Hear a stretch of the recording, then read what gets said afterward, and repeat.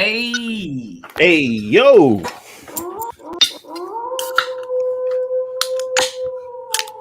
We are in here, man. King, aka Mason Sosa, is still here from last pod. If y'all know where that's from, y'all gotta watch the last episode, man. It was hilarious, by the way. But we are in here, man. LiveVibez Podcast episode 334 is in the books. We have now hit that live button, man. As y'all see, we got a guest. It's going down on this good old Friday, man. So look, before we even get into all that, let's go ahead and do the rundown, see who's up in here. And it looks like a love bug that crept up in here as always. I am yes, the Lord. baby. Here we got, man. Shout out to LaShelle in the building. Y'all already know representing that. Hey, front row seat in here. And hold down the Love Bug Squad. We see you. I'm gonna get you your sound. Let the claps go, and there you go. Love to see it, man. Appreciate you putting up being the first person to get a seat front row. As I make a drink, it's been that kind of week for me. So let's move on. Oh Lord, well we're gonna double it up because Kenya, aka DJ, is also. Hey. You already know where she rapping that. DJ, that's my DJ. Let's go. Love to see it, man. Shout out to Kenya in the building. Shout out to Mocha Delight, and she got so I'm just guessing. She know because she told me. She hit me up on Facebook and was like, "Yo, I know I've been missing from the pod. I gotta come back." I said, "Yeah, man." So she said she's gonna be here, and there she is, man. So shout out to Mocha Delight in the building, pulling up like she said she would, man. Appreciate that. Yeah, she fucked up my trim because I was going for the 3-peat, but Mocha kicked through that door and was like, hold that shit up, man. Them Sopranos up in here. To the Love Bug Dancer in the building, aka Mrs. 583 Expressions, one of our sponsors. Sponsor in the building. And she is also a love bug. Shout out to Ty in the building, man. We see you. Yeah. Oh, cute. A whole vibe. Come on now. Baby. Hey. Building, representing that Soprano gang. In the building, y'all see it. She wants her music. She wants her music, the one that she can't stand.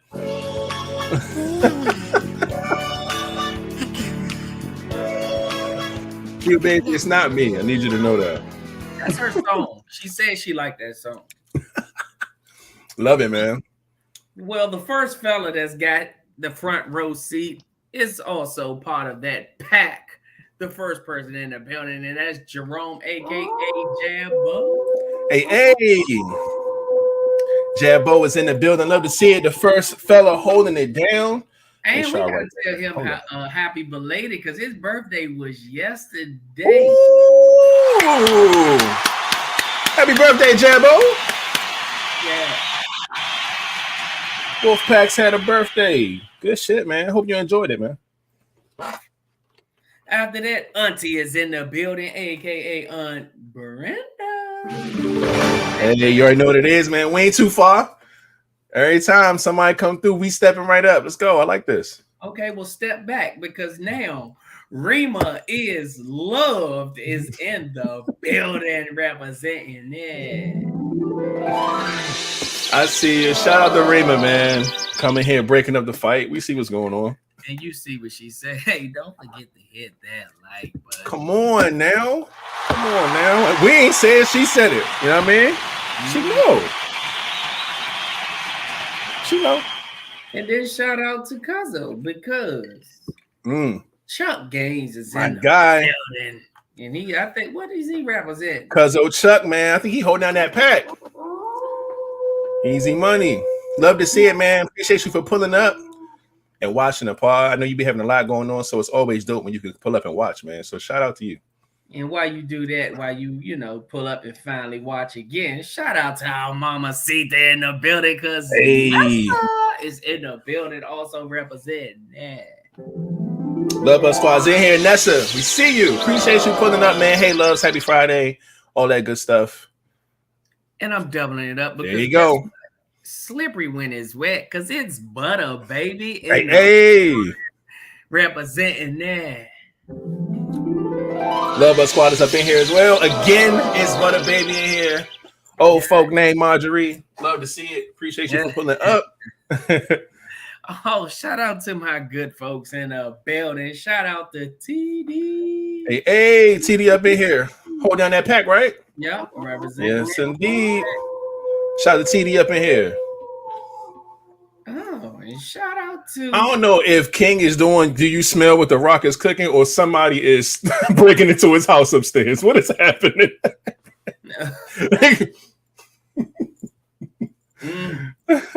Bruh, I'm like, shit, I'm in here trying to figure out. I keep hearing banging. Do. I'm like, what the fuck is going on? No, that's crazy. I had to get on my camera and look at E like, all right, E, you good? Yeah, I'm just playing the game. I'm like, I looked at the camera at the front door. I don't see shit. I'm like, what the fuck is that? No, that's crazy. That was a fucking doorbell. Am I tripping? Oh, I was going to say, I heard a doorbell. Like, that's not my house, but that's weird. Okay, all right. This shit going on around here. Well, after TD, shout out to Whitney in the building. What's up? Hey. I don't even know. I think she a pack, if I ain't mistaken. I think Whitney a part of that pack. What my book? Whitney ain't fucking pick. Oh, she still ain't pick? I thought she... Come on, Whitney. You were giving up ending questions or not? Like you in here, so you need to go ahead and I remember because I said I had my pen ready. She ain't say who the fuck she was going to join. And so Whitney, you got to pick because Whitney said she was a lover, so I don't know why she. But anyway, shout out to my boy, my cousin in the building, MT Get hello in the building. We see you hold down the pack. Hey. Shout out to MC Get Low, man. Dion Scott is in the building, but on Facebook. So you already know what we're going to need you to do. We're going to need you to get on over to the YouTube channel. Shout out to you, but we need you over there. We need you over there. Come on to the YouTube, man. All the comments and all the vibes at. Dion, that's my sis, and she know better. And she over there on the face. We going to get there. But after her, shout out to Lady Vibez. In the building. Love to see the vibes coming through. Appreciate you as always, man. Lady Vibez in here. My guys and my beautiful young lady. That is it. That's it. No. We get Cuzzo. You said gangs? Yeah. We said Cuzzo Chuck in here. Oh, okay. All right. Just making sure. I thought I saw a name, but it's not in here. Oh, so thank you. Gang. There it is. That's when you was looking for who was breaking in the house or the banging. Shout out to Whitney, man. Hold on, no. Because then, what's this then? What is this? Oh, she put a bug. Then she put a wolf. So what's going on? What's going on? I don't know, man. Now we sitting here stuck again. My pen's still down. I ain't even picked mine up yet because I ain't seen mine. We both know which one she put first, but we gonna wait and let her see. Maybe she changed her mind. She chose you, then left you. Man, damn. Must have been that pleasing. Oh, look how she threw the music signals down. With everyone. Come on, man. Come on. Like, we can't. You got to pick one. Maybe that's how we love bug dances. Are you drunk? What happened? He said I left and came back to flat looking like a whole leopard. You was a leopard the whole time you was here. Exactly. That's what I'm trying to figure out. Maybe. Oh, she probably didn't see you when she left. She left probably before we started or something. I don't know. Maybe, yeah. But we do have another face while Whitney is playing with everybody's squad right now. Shout out to my sis in the building, Myra. Hey. And guess what, Whitney? Myra is representing that. Love on squad, man. Depending on the day. Look, I get it. Everybody's a wolf pack. Everybody's a love bug. Everybody is a whole vibration. I get it, but you can't walk in a different classroom every day. You gotta go to the same class every day. Take attendance. You know what I'm saying? So you gotta pick one. And we keep telling you, if we split you into 3 pieces, Seeing yourself on a cup 100. Is so crazy. One of those stats is going to have just a little bit more because if you split you into 3, that's only 99%. Where's the other one going? And that's the one that matters. That's the one that's not picking right now. Exactly. Yeah. So we get y'all some math lessons just now. But I think that's it. Until she figure out who room she gonna stay in. Commitment issues. Exactly. But yeah, let's get right into it. Shout out to everybody that's been here, man. We appreciate y'all for coming through and kicking it with the crew on a Friday. We about to go ahead and do what we do best, man. Everybody else know what to do when they come through. Say a little something in the chat. We're gonna give a shout out to you. And DC always get on me for trying to make room to start us off with hey, welcome to the LiveVibez Podcast, man. Every Monday and Friday around 9 o'clock Eastern time, we come live with the vibes. If you're checking us out, man, even if you're just listening to the pod, you know what I'm saying? We're just showing some love, man. Everybody who's in here, you know what I'm saying? Front row seating. Everybody getting them early tickets out of the way. We appreciate y'all. Disposable. We don't like that. We want you to commit. You know what I'm saying? Already hit the thumbs up button. We love that type of energy, man. Come on, do that. Appreciate you. Always coming from a little bit. Yeah, man. All right, man. So without further ado, Flat, go ahead and bring us in my G. Man, y'all already know what it is. It's your boy Flatliner, but Mr. Cheetah Flatliner to you if you ain't part of the group. Especially this one. What's up with it? Y'all already know who it is. It's your boy Rated. And if it is not the Soprano Gang, then I cannot fade it. We have a beautiful guest to my right. If you're looking at the boxes the right way. Go ahead and introduce yourself, holding down that Love Bug Squad.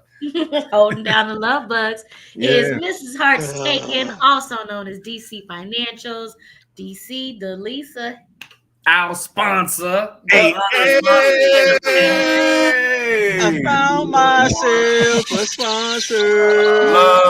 Love to see it. I'm so glad you're here tonight, man. And last but not least, this one down here.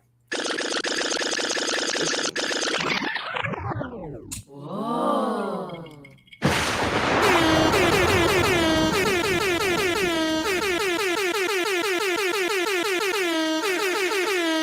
Okay. It's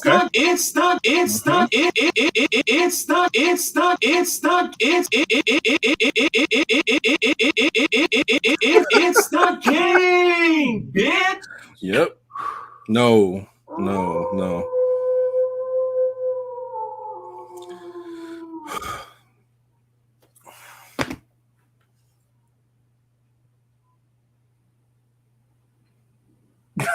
Fuck you. I'm not doing this with you tonight. I'm not. Because if I start talking, this motherfucker, I know it. Whoa. That fake ass. All right, whatever. Shout out to everybody for being here. We appreciate all of y'all, man. Y'all already know how it is, man. We are all in the You knew it was I know I can't. The messed up part about it is I can't do anything about it. I can do absolutely nothing about it. Dang, man. Shout out to everybody for being here, man. We appreciate all of y'all, man, for spending y'all Friday with us, like I said earlier. This is the part where we see what everybody's been up to this past week, how everybody's feeling, things like that, man. So let's see what's cracking. This nigga just want to throw it in our face. Is it me or is both sponsors Love Bugs? Yeah, you're right. Okay, you're absolutely right. Can't say nothing about that. It is what it is. Both sponsors for the podcast are indeed Love Bugs. Okay, you do have that notch on your belt. Okay, that is something. That is a good observation, sir. Damn, who figured that out? Oh man, I don't know who that is. But shout out to you, Mr. Flatliner, to you. Go ahead and say your own name like a damn idiot. Say it. I don't know who that is, but man. What's been up, man? Man, work has just been work. One of the other leads, supervisors, last day was yesterday. Ooh. The other one is on vacation. Excuse me. This is both of theirs weekends. So that guess what that leaves. It's now your weekend, sir. Exactly. God damn. So I've been working. Everybody knows I do doubles at the hospital on Thursdays. But I've officially did a double yesterday, which was Thursday, and a double today, which is Friday. And I have to go in tomorrow on my weekend off. God damn. So, as you can see, it's just been work, grinding for me. But no sweat, because next weekend is supposed to be my weekend to work, and I will not be at work. Yeah. So I am all good with that. So, I'm gonna just thug it out. Outside of that, mental health is good, man. Yeah. Mental health good, man. I'm just cooling and fooling. I'm here ready to pod. Let's get it. I know that's right, man. My week has been cool. We got some new stuff going on at work this week where we're shooting we're supposed to be trying to shoot like a day in the life type of movie episode type of thing with the CEO of the company. But before we do that, we want to kind of do a test run to make sure we got everything in place, what we need, what we're asking for, how to shoot, how much time it's going to take. We need the whole rundown, right? So we're going to do like a test run for the rest of the month of February. And guess who is the subject that we're going to be shooting for the day in the life? Oh, shit. It's me. I don't know how I ended up being this person, but it's me. It's a really cool idea. I'm not mad at it. So it makes sense to the project because it's internally. Anyway, we're not like putting it out to everybody. It's just for my team. But yeah, so filming this next week, they're gonna come out. They're gonna, film me a day in the life of me, all the type of shit that I do, and then going to the office. All that. It's gonna be a lot of fun. It's kind of like a team building thing too. It's gonna be dope. I like it. So I'm with that. Whoa. What's the? Are they the day in the life just at work, or are they gonna get all? Oh nah, come on, man. Not all that. I get to choose what I share. You know what I'm saying? Okay, all right. I ain't gonna share all that on the pod, man. Sheesh. So not on the pod. Well, not for that. Yeah, that's a night in the life. God damn. But anyway, we'll yeah. But I'm not talking about that. Speaking of, what's crazy? You ever had like earlier today, like my mind just like kind of woke up to some shit today. It was kind of weird. I was at work doing some stuff. Everything was cool. And then in like a snap, I just kind of like, and I started thinking of like all the things that I've been doing, things that I haven't been doing, just like where things are right now. And I'm just like, I don't like this shit. I don't know. There's some shit gotta change. I don't know what it is, right? So like I did like a backup on my phone. Like I'm removing stuff. I'm thinking like, what is it? It's something going on where it's just like, nah, this ain't it. I haven't figured it out, but my brain is doing something.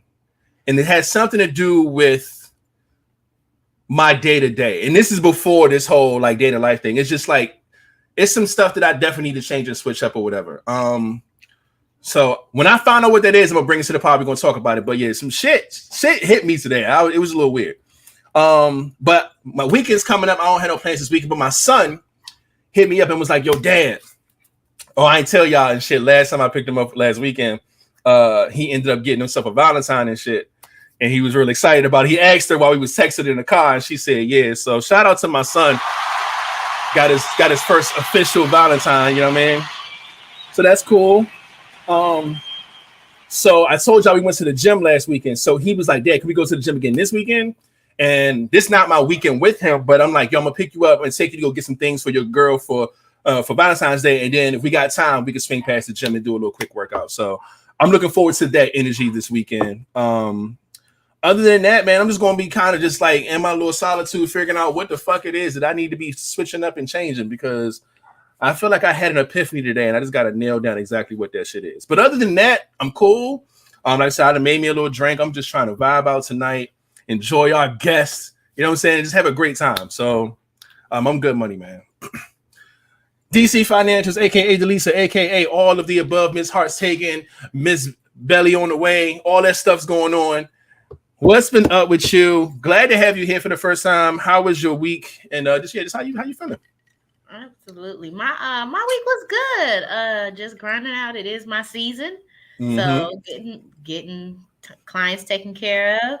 Trying not to let them stress me out this early. Yeah. It is Friday. It is my mom weekend off, so I have no responsibilities. I was like, I'll come through and be a guest. I ain't got nobody running around behind me making no noise. Love it. Just getting ready for this next little bundle to come in the next month or whenever she decides to show up. I'm good. Love that, man. Good energy. Baby D, we can't wait to hear about her showing up and being our official second pod baby. You know what I'm saying? So I love that, man. Another love bug baby. Yeah. Love bug's about to have another one, man. Craziness. It's okay. It's all right. We gonna get some stuff cracking. Don't worry about it. We plotting.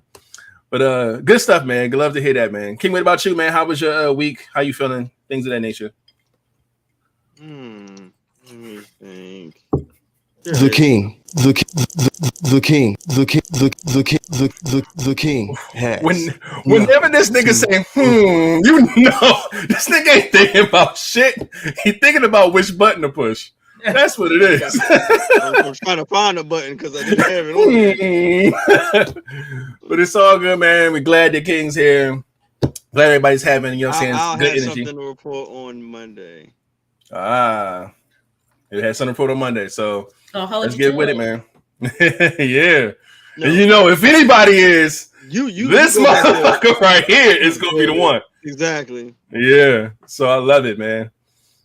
I can see her now. King, I dare you. Push that motherfucker button. It's over, nigga. I hit a pinky. Yeah. It's over.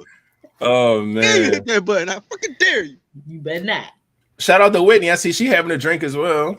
And she in the comment section lit. I love it. But yeah, man, we all up in here. I'm glad everybody's doing all right, man. This is the part of the pod for those who've already done it. I've seen a lot of y'all doing it nice and early. We're going to ask y'all anyway. Go ahead and please hit the thumbs up on this video wherever you're watching from. Hopefully it is YouTube. It's Facebook. That's cool too. But go ahead and get your ass on over. You know what I'm saying? To the YouTube channel. The link is right there on the screen. Hit the subscribe button if you're not subscribed. Hit the thumbs up. Hit the bell so you can be notified whenever we go live and do cool shit on this channel. Y'all already know how it goes, man. So shout out to those who come in here and do that immediately. And shout out to those who do that right now. We appreciate it. And yeah. Let me get this off my screen. And we got some faces, right? Yeah. We do. Just plain LiveVez. Hey. He's part of that. That pack is in here. Love to see it. Just blame LiveVez in the building. We appreciate you for pulling up. And also, and then he can double it up. Double it up. Dukes, aka B-Dub, is also in the building representing that. Packed up. We see it. Appreciate you as well for pulling up. But looky. Ooh. Shout out to AJ the model in the building, and y'all know she representing that. Love to see it. Shout out to AJ up in here. Thank you. Appreciate it. Look, I see y'all already done. Thumbs up immediately. Thumbs up. Yes, love it. Oh, you know what I thought that was? Immediately. It looked like who do this when they do that, sir? The same people that drink with their pinky up like this. Maybe true. Oh, he's fancy. I do that sometimes. I ain't mad at the pinky up. There. I don't know about the thumbs up with because that's wicked right there. That's it's like the joint that you rub the top with. Nah, see now you're making love to yourself, and that's a little different than just. That's palm on you would know, wouldn't you? Who are you talking about? You. This nasty mother shit. I wouldn't know. I never heard of it. Yeah, how you making love to you? Because I'm just hearing this for the first time. This nigga just said he used his thumb to fucking analog stick his goddamn. Come on. Like I never. On that book. No, sir. I've never analog sticked my fucking penis. Okay, that's crazy. Excuse me, Mom. I'm sorry that you have to hear these two heathens. Oh my god. She's pregnant. She is fucking pregnant. What are you talking about? She's a pure pregnant woman on this show, okay? Yeah, I got my husband being real pure. Yeah. Nah. I'm gonna say no. Fuck that. That nigga know who he married. Goddamn it. Shit. He probably, that's why I married her. She taught me the fucking analog stick move. Yeah, I know. Yeah, I'm hip. No, he fell in love with my cooking first. Y'all have witnessed. Yeah, but the dessert after. I get it. That was the rinse right there. He was like, I got some dessert for you. He didn't get the pie in the shit. He got the pie. He ain't get a pie. He got the pie. That's the difference. So yeah, good shit, man. But I think that is it. We already asked y'all to hit the thumbs up. We can go ahead and get right into. We ain't got no fan mail. So first topic it is. Maybe an ending question. Let's see what's cracking.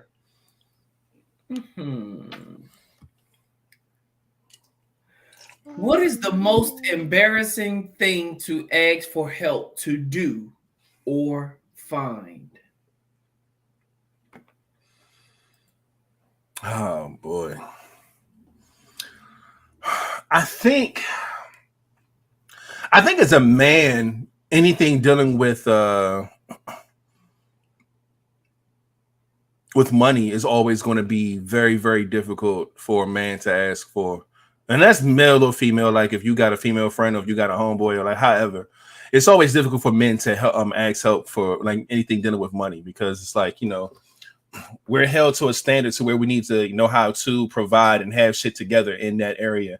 At least be able to take care of your goddamn self, even if you can't take care of, you know what I'm saying, somebody you're dating or whatever you got going on. At least have enough money so where you can take care of yourself. So if you can't even take care of yourself and then you got to ask another motherfucker for some money, that's some hard shit to do. You know what I'm saying? At least I feel that way.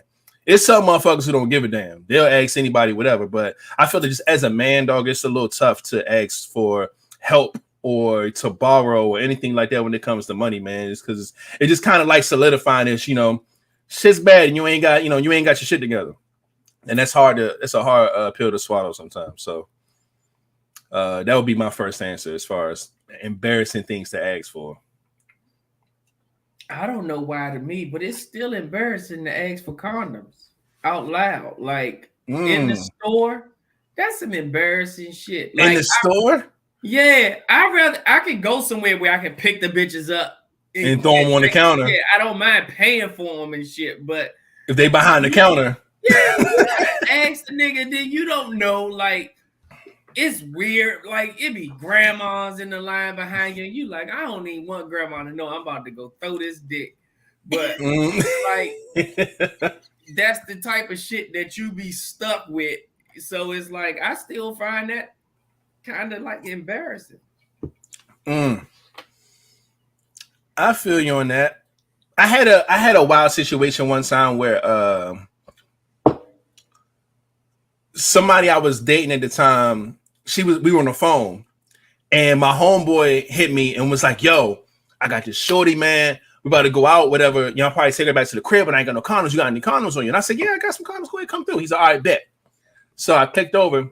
She's like, everything okay? I said, yeah, that's my homeboy. He was asking for some condoms and shit. Like, you know, he'll pick them up whenever he get here. He cool. And I kept on moving on with the conversation. And she was like, what? She had a fit. She's like, yo, he asked you for condoms? I'm like, yeah. She's like, why would he do that? I'm like, because he didn't have any. What the fuck? Well, I don't feel like he should be asking you for condoms. I'm just like, if he need them, motherfucker, I'd rather save the nigga's life than anything else. Like, it's not a big deal. And she was like, he should be providing his own condoms. Why he ain't go buy none? I'm like, I don't know. He just asked me. I had some. It's not a big deal.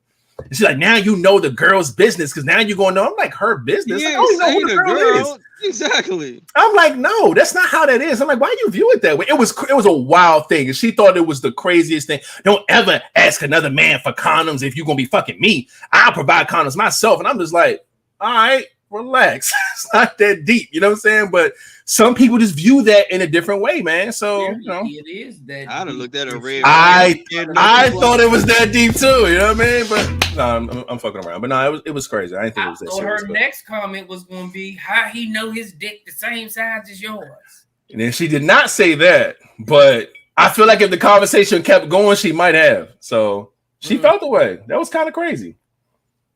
So I feel you on that. Some people feel a way about asking motherfuckers for condoms. Anybody else have anything that they feel is embarrassing to ask for, if it's for help or anything like that? Or to find. I know women asking another woman for like pads or some shit might be crazy, right? Or y'all cool with that?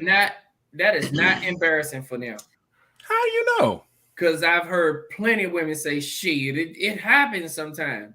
Yeah, we share those in the bathroom. Yeah, I'll be wild when y'all don't have them. I'll be like, yo, you know when your period coming. How you ain't got a backup? I don't know.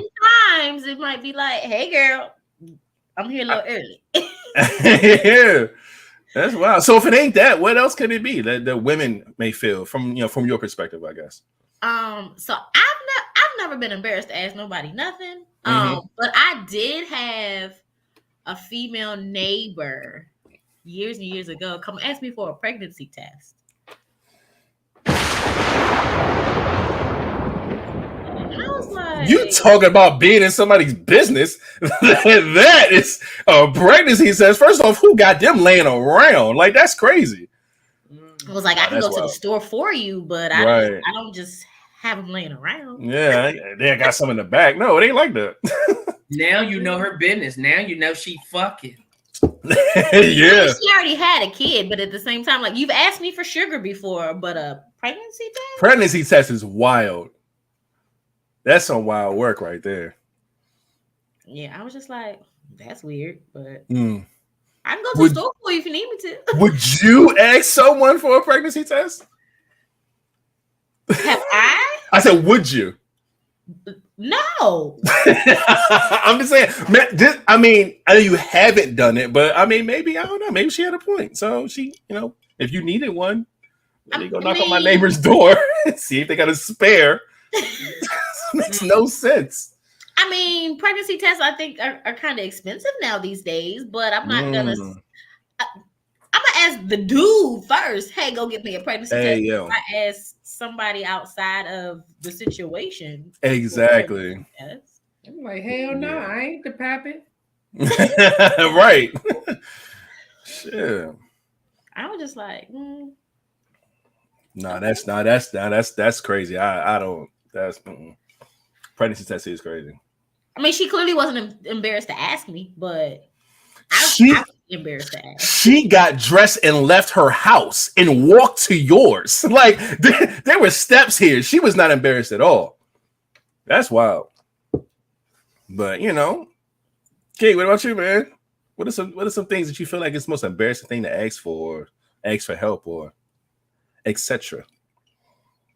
I was trying to think about that, and I have no idea. I can't think of anything. It's probably embarrassing to ask your mom how to put on a condom. Yo. No. I don't know what button to hit over here. What?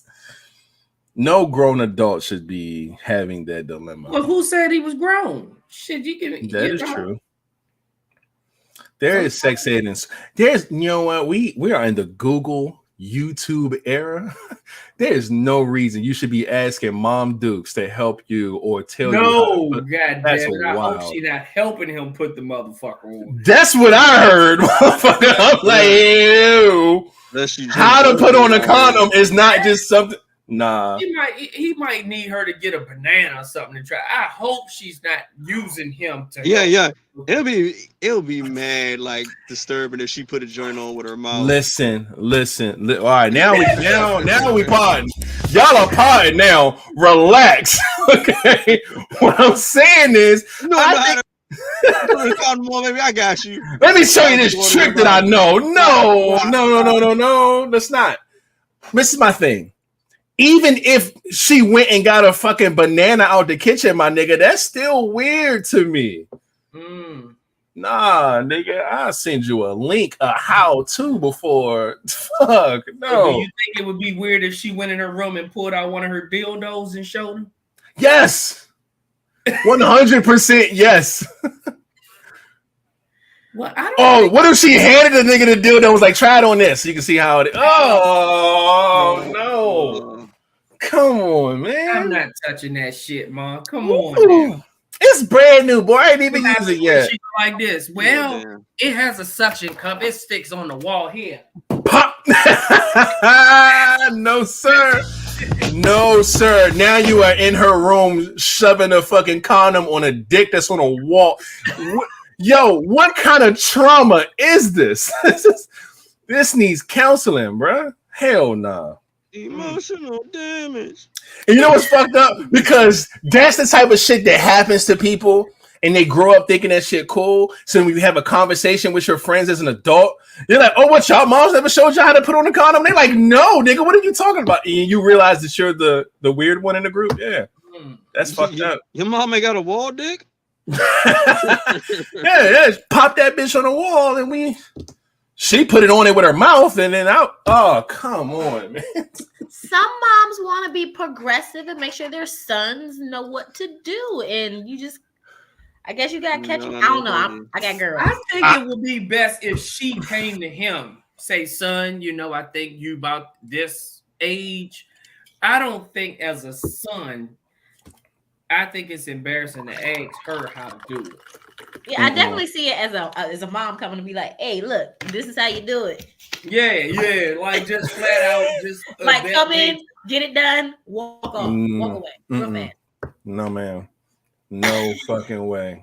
Wait, there's a lot of, first of all, there's a lot of women in here saying some, oh no. They talking about you, Flat. Just the wall. No, but what I'm about to say is, I don't think neither one of y'all in the comment section asked y'all mom how to suck a dick, but y'all learned that.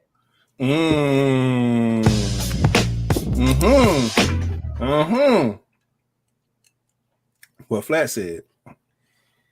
But I don't think y'all asked y'all mom a lot of shit that y'all doing. But that's my thing though. The same way they didn't ask your mom, how do you suck a dick?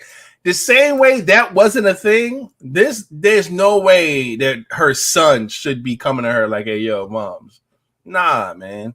If you don't google.com search bar, put a little something in the chat, you better do something, bro. That's crazy. Q baby said she did. I asked my mama to show me everything. And I'm cool with people using their parents as a resource. She didn't. Not in that way. Don't show that nigga how to put a condom on, man. That's wild, bro. That's wild. It's not even hard to do. Can we start there? It's not even what? Putting on a condom. Oh yeah. So it's not. The first time you put one on, it was easy. Very easy. Exactly what to do. 100%. It was always easier. The only issue with putting on a condom is that you put the bitch on backwards. But guess what? It don't roll down. It stops. It don't. So you have no choice but the only option, flip the bitch over, and it's done. It's no way you need your mother for that help. So you knew what size you was and everything. I am going to shut my mouth because I'm going to say something crazy. But yeah, listen, me personally, I can't speak for every man. I can't speak for nobody on this panel. I can only speak for me, all right? I was the condom guy. Matter of fact, Delisa, you went to Suitland High School with me. I did. And you know. Was trying to act like everybody wore the same size. Now, I'm going to tell you this. Besides Suitland High School, there was this little building which was supposedly like a fucking driving school. We don't know what the fuck that little building was. No, it was a clinic. It was a clinic. It was a little clinic. No. But beside that was the clinic. For sure. The clinic it was a clinic, the little building that was supposed to be a driving school, and in Suitland. We used to walk home from school, go to the clinic, and get free condoms all the time, okay? They had this little fucking vanilla little small envelope thing. It came with like 10 of them in there. You get fucking assorted colors, flavors, all types of wild shit. So I was the condom guy. So I knew what I needed, what I could fit. I was a tuxedo guy at the time. Lifestyle had these black tuxedos. Them shits was fire. Loved them. You know what I'm saying? Here comes fucking the gold wrapper, Magnum, all this different shit. So I understand myself. I can't speak for every man though. So I don't know, man. Going to take the free condoms from the clinic and just trying them on. Well, no, I had like a like this clear, like fucking, it looked like a fishbowl container. Yeah, like a little fishbowl. Like it should have candy in it. It just had condoms. It had condoms in it. King, no, I had every condom you could think of in that motherfucker. Yes, I was the condom guy. We weren't even fucking at the time. I just had them motherfuckers. Like, is this small ones at the get what you need. Get them shrimp joints from the bottom of the barrel. Yeah, whatever you needed, man. I had them. So you know, shrimp with bottom feeders. Let me dig at the bottom. I'm telling you, man. That was me, man. So I knew myself. I can't speak for nobody else. Maybe they needed their mom to show them something. I don't fucking know, because that's crazy. Okay, money and condoms aside, let's think of anything else that's embarrassing to ask for. So it wasn't embarrassing. I think the one question that I never wanted to have to ask, and I did, it wasn't embarrassing. I moved out right after we graduated, so I was 16. Had my own spot, and then after a year, I was like, I gotta come home. Yeah, that come home phase when you think you got everything down packed, it's like, I left a little too quick. Yeah. Can I come home? I feel you. But I'm not staying long. Right. I won't be long. You know what I'm saying? It's just a little extended stopping by, motherfucker. I got you. I just need to regroup real quick. Mm-hmm. So that's probably the hardest question of everything I've ever been through. That's probably the hardest question I ever had. It's the hardest question for you. You know what I'm saying? For your parents, they're like, you know what? I get it. Come on. We were waiting for this moment because it was going to happen. But for you, it's like, yeah, you got to sit with that. So I get it. I get how that is. I will actually second that. I will agree, because I'm not asking. I'm just going to be fucking homeless. I'm going to be fucking homeless. That pride and ego said, fuck that, nigga. We going to sleep in this little vehicle I got. I ain't fucking around. Well, pride and ego's like, well... It is. My mother's not enough room, and my father, nah, man, it's just not. It's just, I ain't about the ego. It's one of those. I refuse to go back there, motherfucker. I'd rather sit in the back seat like a toddler and sleep before I go on my father's house. I feel you. It's different between an adult and then an adult with a kid.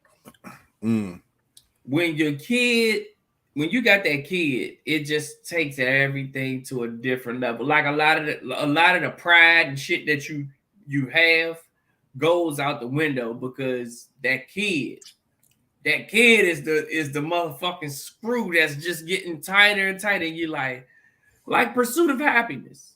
Like, he would have thugged it out, but when he got that kid with him, and it's just like, fuck that kid, man.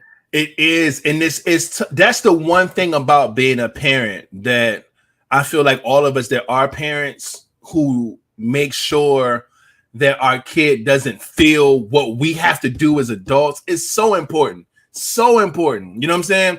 Like, he had to, like, yo, we're going to play a game. We're going to go in this bathroom and sleep on this floor. He had to make it seem like it wasn't a big deal, but the motherfuckers was homeless. You know what I'm saying?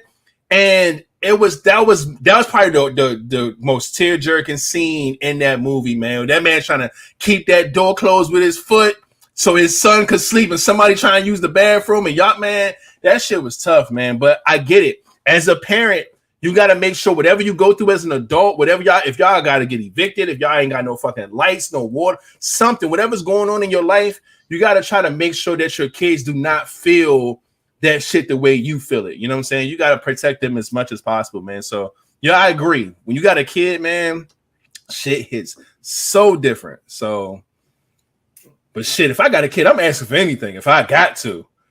It's one thing to have pride and ego within myself, but to have a child, nigga, I ask you for whatever, nigga, because this kid got to be good. Even if I'm fucked up, I got to make sure they straight. So, in the comment section, this is actually where I was going to go next with one, but she said, a friend of mine was embarrassed to ask for a ride to the clinic because of a guy we told her to stay away from gave her something. Yeah. I know it's called thinking with your dick as a man. Maybe thinking with your clit as a woman is could suffice. But this is one of those moments where it's like, girl, don't fuck with him. He beat X, Y, and Z. And she was just like, girl, I mean, it ain't, whatever. She did her own thing. She fucked with that nigga. And now that's embarrassing to have to come back to the people who told you do not fuck with him to get a ride to the clinic to make sure you get what you need because you went and fuck with him anyway. That is a very embarrassing conversation to have. God damn it. Oof. That's hard. She didn't obviously not. That box was mad as a motherfucker, then she ain't listen. God damn it. But all right, we can leave that here, man. Because that was crazy. We'll leave that one. Let's got another one.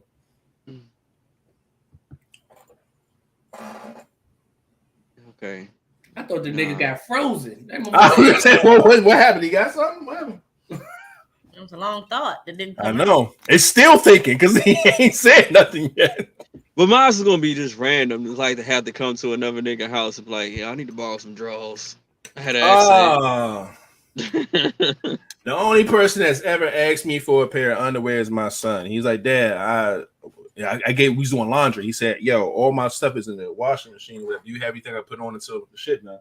Cool. Other than that, ain't no man should be asking another man for no goddamn drawers. That's crazy. Commando it is. No bullshit. And I'm the type of person that says, yo, no man should be like dick and balls in some jeans. I think that is the nastiest shit on earth, okay? But I would do that before I ask another nigga for a pair of drawers. That is absolutely true, King. For real. But they didn't have to say, because I had an accident. I thought it was a fart and it was a shark. And I'm nowhere near home. That would be so embarrassing. Let me tell y'all how the only way this will work. The only way it'll work, say maybe y'all got a group of friends and maybe y'all took a vacation or some shit. Maybe y'all out somewhere. Maybe y'all in Vegas. Maybe y'all doing something cool. Something happened to where you are out of underwear. You can never ask someone for it. You can only be like, damn, man, I just fucked up my last pair of underwear, man. And a nigga can say, hey, I just bought a fresh pack. I ain't open these young shit. I'll give you one of those. Like, it has to be like a lucky situation. It gotta be a fresh pack. Like I brought it up, but I'm not asking. And he just so happened to have a fresh pair. Like, it has to be like fate. It can't be a nigga asking and a nigga giving. That's especially worn. Ain't no fucking way your dick and balls and asshole has been. Nah, I'm good on that. Gotta damn near put them bitches on backwards. No, sir. Flip them bitches inside out. I'm not even putting no more. Again, I will be free balling. There's no way. Yeah, go commando. Yo, yeah, nah. Dick and balls and jeans is crazy, but I would do that before I put on another nigga drawers. That's wild. It ain't that bad. What, dick and denim? That shit is terrible. Yeah, I don't think it. Nah. I done done it before. Dick and denim is crazy. No man should ever. No, sir. Well, I guess that's it ain't sweatpants. You know what I'm saying? It ain't like, nah. Dick and denim is wild. That's part of the shrimp game, I guess. Listen, you feel everything. You can't do shit without thinking about what's going on in that motherfucker. You can't sit in the car. You can't walk. It's too much. The only thing you could think of is getting another pair of drawers. Right? It's just no way. Only thing I'm worried about is forgetting that I ain't got no drawers on and trying to zipping them bitches back up and get that head. Will not tell y'all a story about how that happened to me, but it has. Jesus Christ. I was young though, thank God. I was like, I have not lived. First off, that ain't living, bitch. That's an accident. I'm just saying, I barely have any stories, yo. So I'm like, I just don't be living. I was just pressed to hurry up and get back outside. I went out there and pissed for a quick, tried to zip it up without looking and zip. Oh, nigga, it hurt. So you did the did something about Murray? Well, it wasn't. I didn't get the Frank over top of the beans. I didn't have. I had on underwear, but this is men have on. We used to wear boxers as a fucking kid, right? Because like no kid wanted to wear like tidy whities anymore. You wanted to upgrade to the boxers because that made you a man in 7th grade, whatever. So it's a slit in the middle of that motherfucker. So when I was trying to hurry up and run out, my dick came through the slit of the boxers, and I used to zip, fuck my little shit up, man. Terrible, horrible experience for sure. Breaking beans. 7th grade, never forget it. It's terrible. Terrible. All right, now do we have any more embarrassing things to ask before we move on? No. Because dick and denim was enough for me. You should write a book about your story. I got some stories, goddamn it. You should write a skit. Must be work. No, don't do. Look, can you be 𝐒𝐲𝐳 Don't do that. Don't do that. Kenya, my Kenya, aka DJ. That's my DJ. Don't do that. She said that's because rated. You must be working with a lot. That's why jeans are bothering you that bad. Don't let the stories fool you. Okay, let's not do that. Or you might just like skinny jeans. You never know. I'm not feeding into none of this. We gonna move right along. Before we do that, we got some faces in here, man. First things first, let's go ahead and get the love bugs out of the way. Art Bay and aka Laros. Love to see it in the building. We appreciate you as always. Putting up. Hi, beautiful people. We see you. Next up, Samaya B, aka Freckles, in this thing. Let's go. Holding down the Soprano gang. I see you. Appreciate you. Happy Friday. Pulling up to the pod. Love to see it. Next up, Love Simone is in the building representing that. Love Bus Squad is up in here. Shout out to Love Simone. Y'all already know how it is. Love to see it. Appreciate you for pulling up. Next up, Miss Peeper, Soprano Me Please is in the building. Soprano Me Please, goddamn it, in the building. Love to see it. Appreciate you for pulling up, holding down the Soprano gang. And lastly, we back in here. We letting y'all know, love bugs, we are here. Sharina Rogers, aka that's my dog. Soda's in the building. Love to see it. Appreciate you for pulling up and watching the pod, man. Holding down the Soprano gang. You hear me? All right. Now, I think we good. Did Whitney pick a squad yet? Officially? No. God damn it. All right, whatever. Let's move on to the next any question topic, whatever we got going on, man. Look, we called it before we even went live. Miss Heartache, and I love your lip color, girl. And then King didn't even play my sound.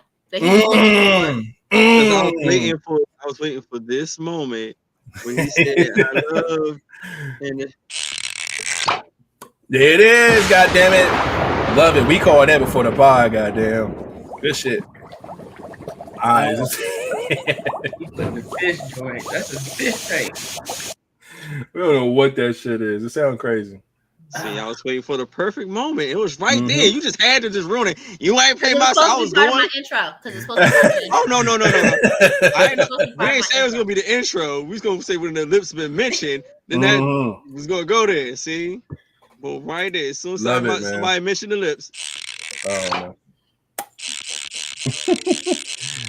Cool shit. All right, man. What's the next any question topic? What we got going on? The next ending question is, what did your last relationship teach you? Ooh. This is good. Podcast tonight. Damn. My last relationship taught me a lot about timing. It took a lot, and the relationship was one of those relationships where you ever been in a relationship that was like too good to be true, especially early on, right? Like too good to be true. It's like, yo, oh damn. Well, I've been in a relationship where it's like, yo, this is just perfect. Like everything's going well. You like her, she likes you. Y'all don't argue. Everything was just making too much sense at the time. But with time comes change, right? And it was one of those situations to where I realized that where my mindset was, I was like, yo, I need to provide. I need to make sure she's good. I got to make sure we eat. I got to make sure I get a situation to where, you know what I'm saying? I'm in that mindset. But we were so young. Her mindset was, I got to link up with my girls. I got to, you know, we got to hit the club. Like, she was still there and I was in another space. And it was just like, damn, like, regardless of how good the relationship was going, regardless if we were, you know, we were still in two different places in our lives. I had already did the club scene, had a blast and did all that other shit. So I was on another page. She hasn't really experienced that. So when, you know, Sam, our son was with me, her mindset was free time, hit the club, go out, go to parties, have fun, do this, do that, which is perfectly fine. But my mindset was completely different. I'm like, oh, I'm a father now. I got to work hard. I got to do this. I got to do that. And we were just on two different pages, man. So that relationship taught me to understand that you could be on a different time than someone else. You think just because we're both adults, we both have responsibilities, and we both want a relationship, that we're on the same wavelength. No, we have those in common, but you don't know what your timing is and what their timing is. Where you see your future may not be the same thing where they see their future. And even if it is, it may not be on the same timeline. So even if you say, yo, let's both get married, we want to get married, you may say, I want to get married next year. The other person may be like, yo, I thought we would get married 3, 4, 5 years from now. I thought we would travel the world first or have a kid first or do different things. Like, sometimes you got to really understand who you're dealing with and what, you know, where their headspace is when it comes to stuff like that. And that relationship taught me a lot about timing. That even though regardless if you have good intentions, where your mindset is, you may not be on the same time as the other person. And that can throw things off. It's don't mean that y'all not compatible. It's just y'all in two different spaces in life. You know what I'm saying? And that's why that particular relationship didn't work out. Because it was like, you know what? You still have things that you want to do and explore and figure out. And I'm in a different place or whatever. And that's what threw us off. It wasn't just us. It was just the timing thing. So I put a lot of respect on timing now. You know what I'm saying? So like, you know what? Sometimes you could be, you know, off and just sync it up a lot better when it comes to the person that you're dating or dealing with. So that's what that relationship taught me, is to respect and understand timing with a person. My last relationship taught me that my feelings matter too. As a man, a lot of things that let's just say women get away with, they think, like we've mentioned on this pod before, that, oh, you're supposed to suck it up, or you're supposed to take this, and you know, you shouldn't be, you know, if I show feelings, or you know, I get angry or I get upset, then I'm just being a bitch ass nigga or whatever. But when the shoe's on the other foot, it's because I'm a woman, or I go through that. It's that time of the month, or whatever your excuse is. So you know, that's what it pretty much taught me, that my feelings matter too. And so you know, whenever they're not, you know, handled with care and all of that, I'm out of there. I feel that. DC, what you got, man? King, are you going to participate, since I have a different perspective on this topic? Are you going last out of the fellas and then letting Miss DC go with her different perspective as a woman? No, she go first. Go ahead, go. Well, it's not just because I'm a woman, because I'm married. So my experience over you motherfuckers.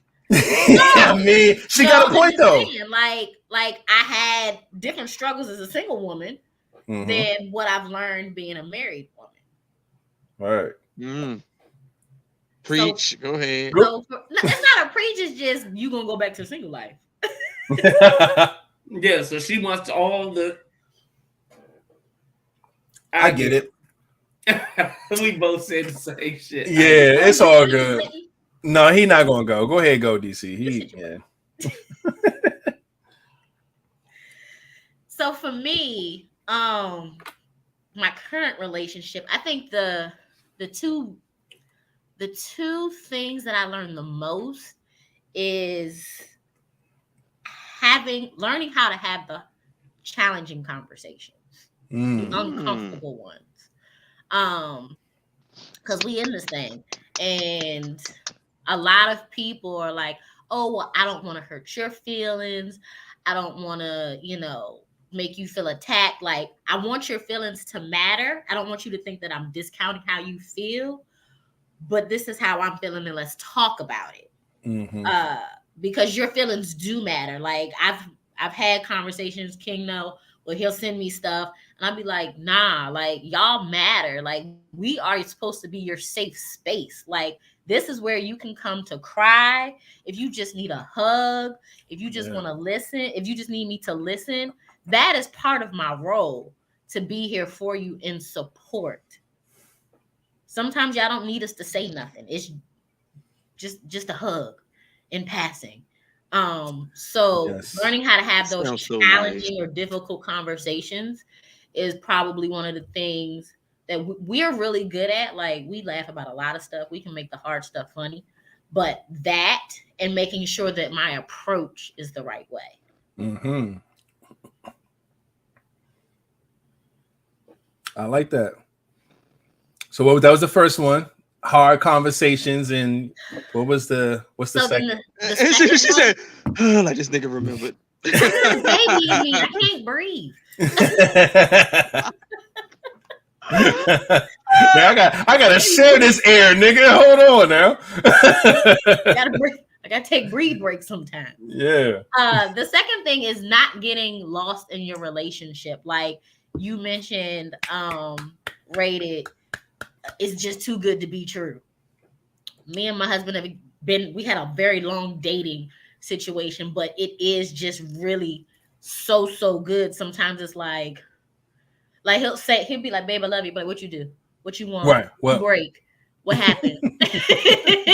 Right. Nothing. I just wanted to tell you. And I'll be like, what you want? What you do? Yeah. No, there's something else that usually follows up with this. What is this? Where is it at? Like, this is your apology for what? Yeah. But just knowing that I can genuinely be who I am, and he has accepted me for that, and vice versa.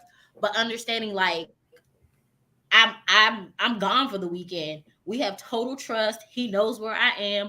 He does the same. We do this ever so often, where you just need a break, and just being able to genuinely be myself, do what I need to do, don't do what I need to do, and just being in that space is great. Love that. Like, you don't have to be everything to the other person. You can't be. You can't. It's impossible. You can't do that. You can't. But knowing your role and being able to knock out what you know you can do, that's the best shit ever, man. It is. So I agree with that. Those are some good answers, man. King, what about you, man? What did your last relationship teach you? When I get into a real one, I tell you. It doesn't have to be a real one. It's just a relationship. It don't matter. No. When I give us a real one, I tell you. That's some bullshit. Clearly why he wanted to go last. He knew exactly, because he had no fucking argument with it. You didn't learn shit from them. See, you know what? And I'm telling you, that is the real one, I tell you. So yeah. That's the thing right there. And it's wild because I had this conversation earlier. Like, that's crazy. It's all about learning something. You may not relationships, because it was funny because it's like, yo, if something don't work out, do you consider it a waste of time? That was the conversation I was having with a person. And I told them, I don't think that way. I know personally a lot of women who think that way because they normally date with the intentions to have an end goal. If end goal is not met, they usually feel like this was a waste of my fucking time. Me personally, I don't think that way. Because I'm thinking, yo, we've learned a lot about ourselves, each other, how to move better in the next relationship, what to do, what not to do. There's a lot that came out of what we had. So, no, it wasn't a waste of time. It's just, what did you do with the time that we spent? Were you learning something? Were you taking fucking notes? Because I was. So I never look at anything with anybody as a waste of time. So for King to say, until I get into a real relationship, I'll tell you, you can't tell me that every relationship you've had prior, you didn't learn nothing from, not one thing. About yourself, about women, about relationships, about anything. It's the word y'all using. See, now I'm just answering the question. See, I don't really count a lot of the things I've been through with someone, like a teaching thing. A relationship. Okay.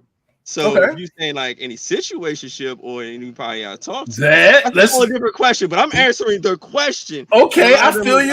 I can't count as relationships because they have not gotten to a period where. Well, let's bend the back of this relationship and put situationship. What have you learned in a situationship? What did that teach you?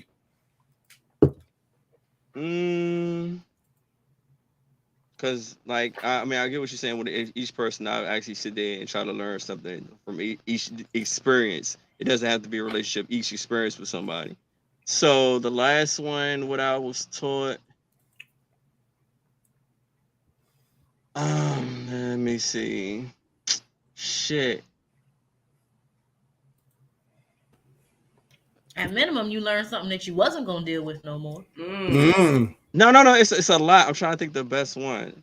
For me. Oh, somebody was saying something. I was looking at the comments. I'll say.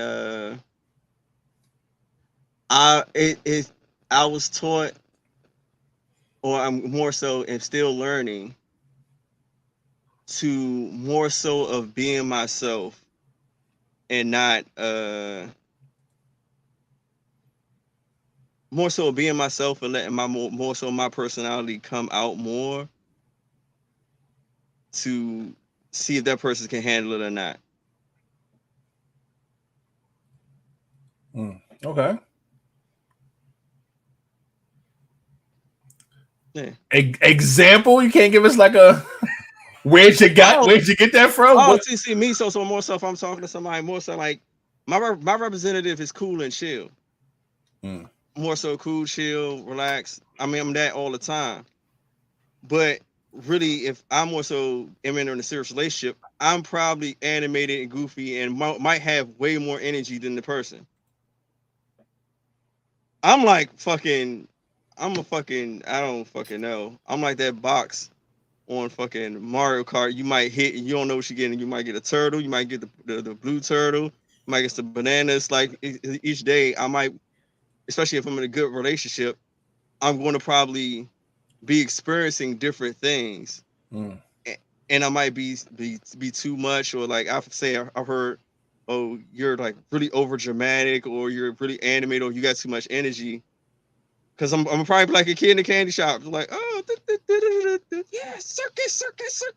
Just like your answer right now. Just like your answer right now.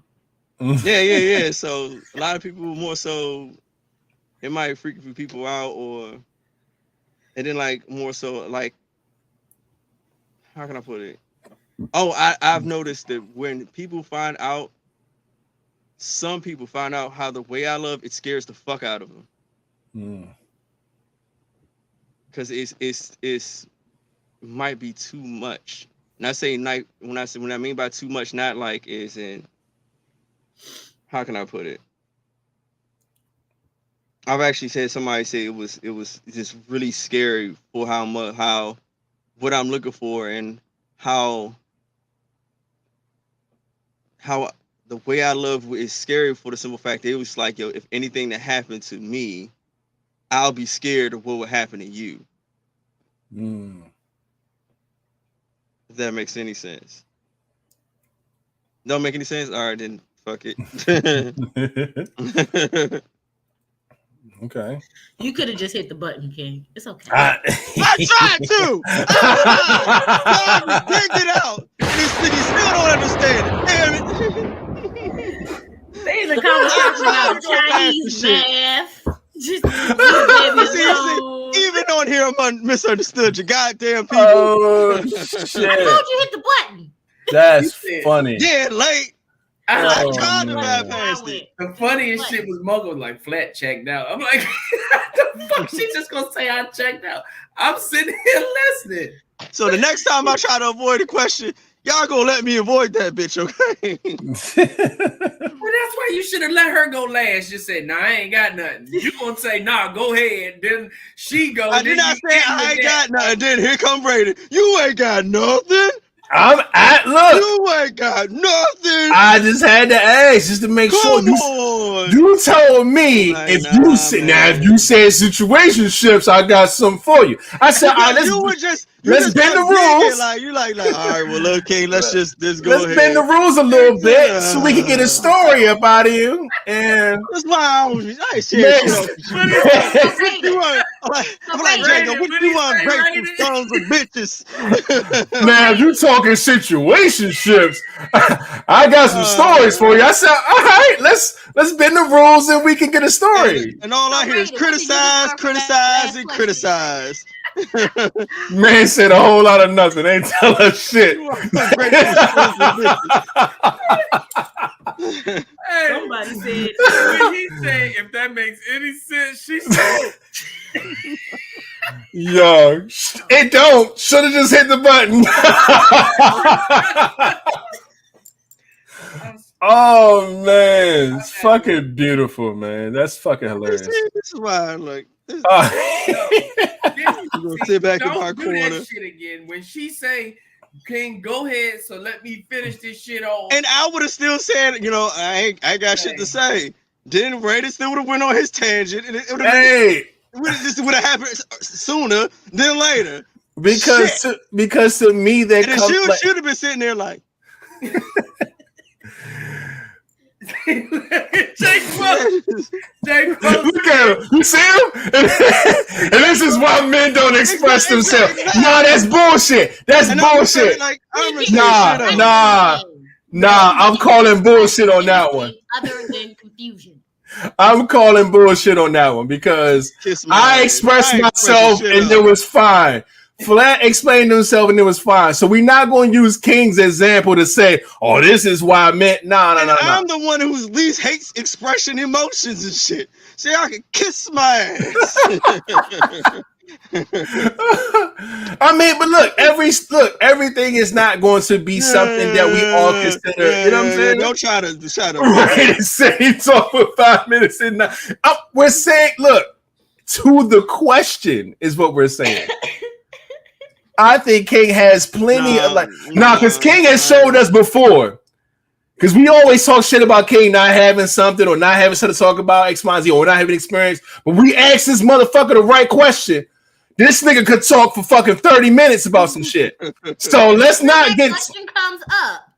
Exactly. So we gonna. When that question come up, then that nigga can say, "Nah, let me go last." Yeah. One of them niggas. Don't bring up the rear. Oh shit, man! Criticize, and criticize. That's hilarious. Look. It was just her face. I swear, I wouldn't have thought. Don't you ask me and mine for nothing. I was good. I was good like this. That was so funny. He said, "If that make any sense," and that motherfucking red lipstick said.